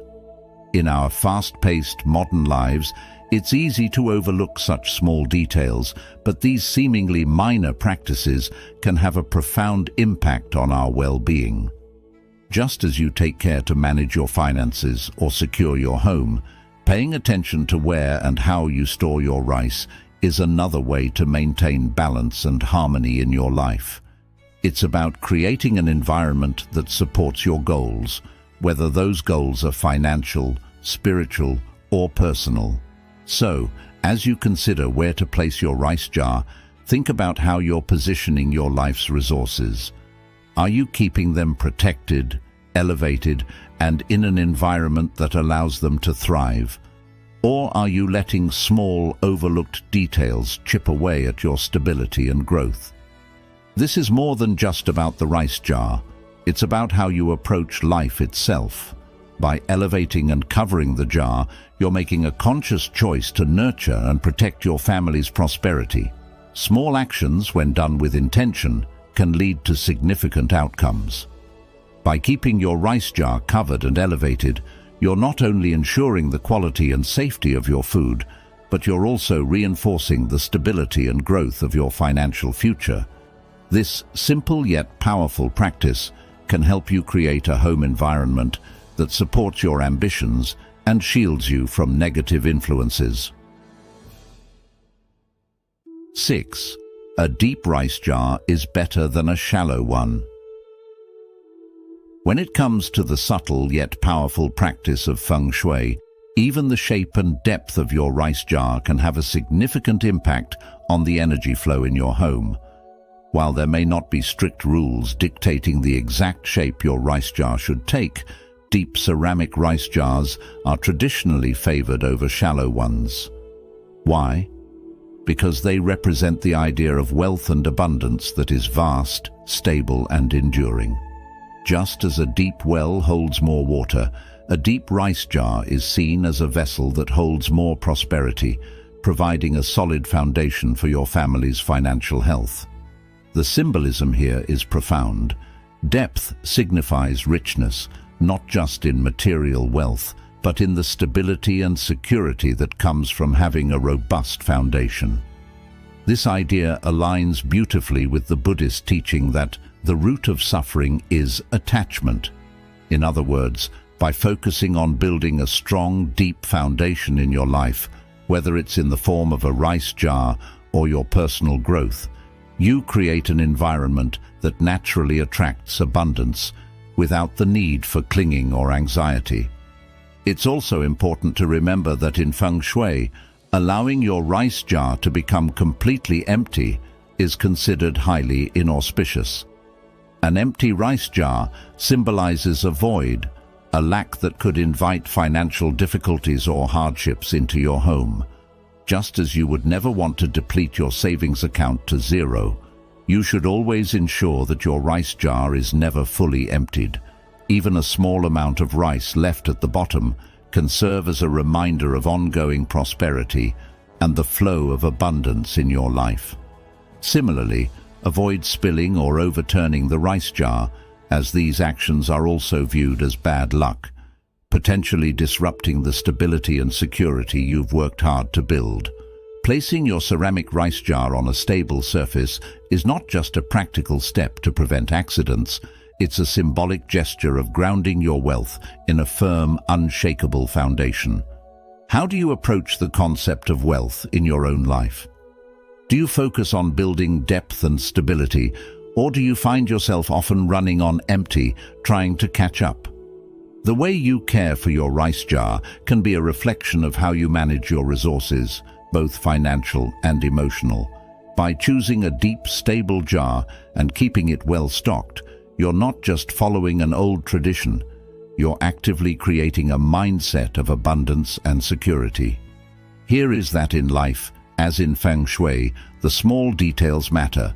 The depth of your rice jar, the care you take in keeping it filled, and the attention you give to its placement all contribute to the overall harmony and prosperity of your home.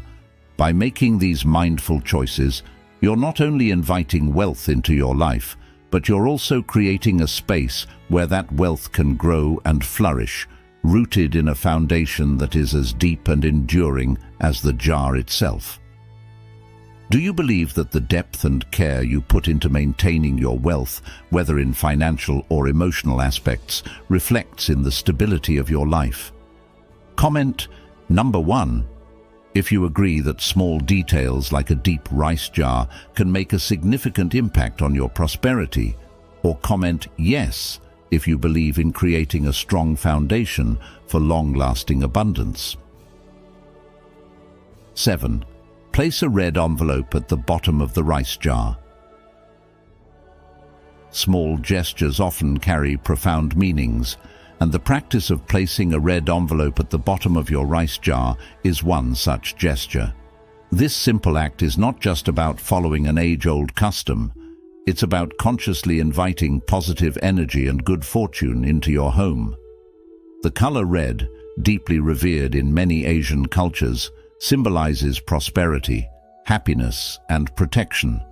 By placing a red envelope, or even a coin or red string at the bottom of your rice jar, you're setting a powerful intention for wealth and luck to flow continuously into your life. It's a practice that goes beyond the material, touching on the spiritual connection between intention and manifestation. This tradition aligns beautifully with the Buddhist teaching that the mind is everything. What you think, you become. By incorporating a red envelope into your rice jar, you're not just storing rice. You're symbolically storing your hopes, your intentions, and your belief in the power of positive energy. The red envelope acts as a vessel, holding and nurturing these intentions, much like how the rice jar holds the grain that sustains your family. At the start of the lunar year, covering the top of the rice jar with a bright red cloth further amplifies this energy, ensuring that the luck and prosperity you've set in motion will continue to grow, uninterrupted and unchallenged. In modern life, where we often feel disconnected from these small yet meaningful practices, taking the time to engage in rituals like this can serve as a grounding force. It reminds us that the energy we cultivate in our homes directly influences the success and happiness we experience in our lives. By adding a red envelope to your rice jar, you're making a conscious decision to align your environment with your goals, creating a space where abundance can flourish. The simple act of placing a red envelope in your rice jar might seem minor, but it can be a powerful tool for setting the tone of abundance in your life. As you go about your day, consider how these small actions can contribute to a larger mindset of prosperity. Embracing these rituals, you're not just following a tradition, you're actively participating in the creation of your future, ensuring that luck, wealth, and happiness are ever present in your life. This practice serves as a daily reminder that the energy you put into your home and your life has the power to shape your reality. So, as you prepare for the next lunar year, take a moment to place a red envelope in your rice jar, cover it with a bright red cloth, and feel the reassurance that you are setting the stage for a year filled with prosperity, growth, and endless possibilities. As we wrap up, remember that the simple act of placing your rice jar correctly can have a profound impact on your financial well-being. Avoid these taboos, and you'll be setting the stage for a prosperous and secure future. If you found this video helpful, don't forget to like, share, and subscribe to the Journey of Wisdom. And make sure to turn on notifications so you won't miss our upcoming videos filled with insights to enrich your life. Stay wise, and see you in the next one.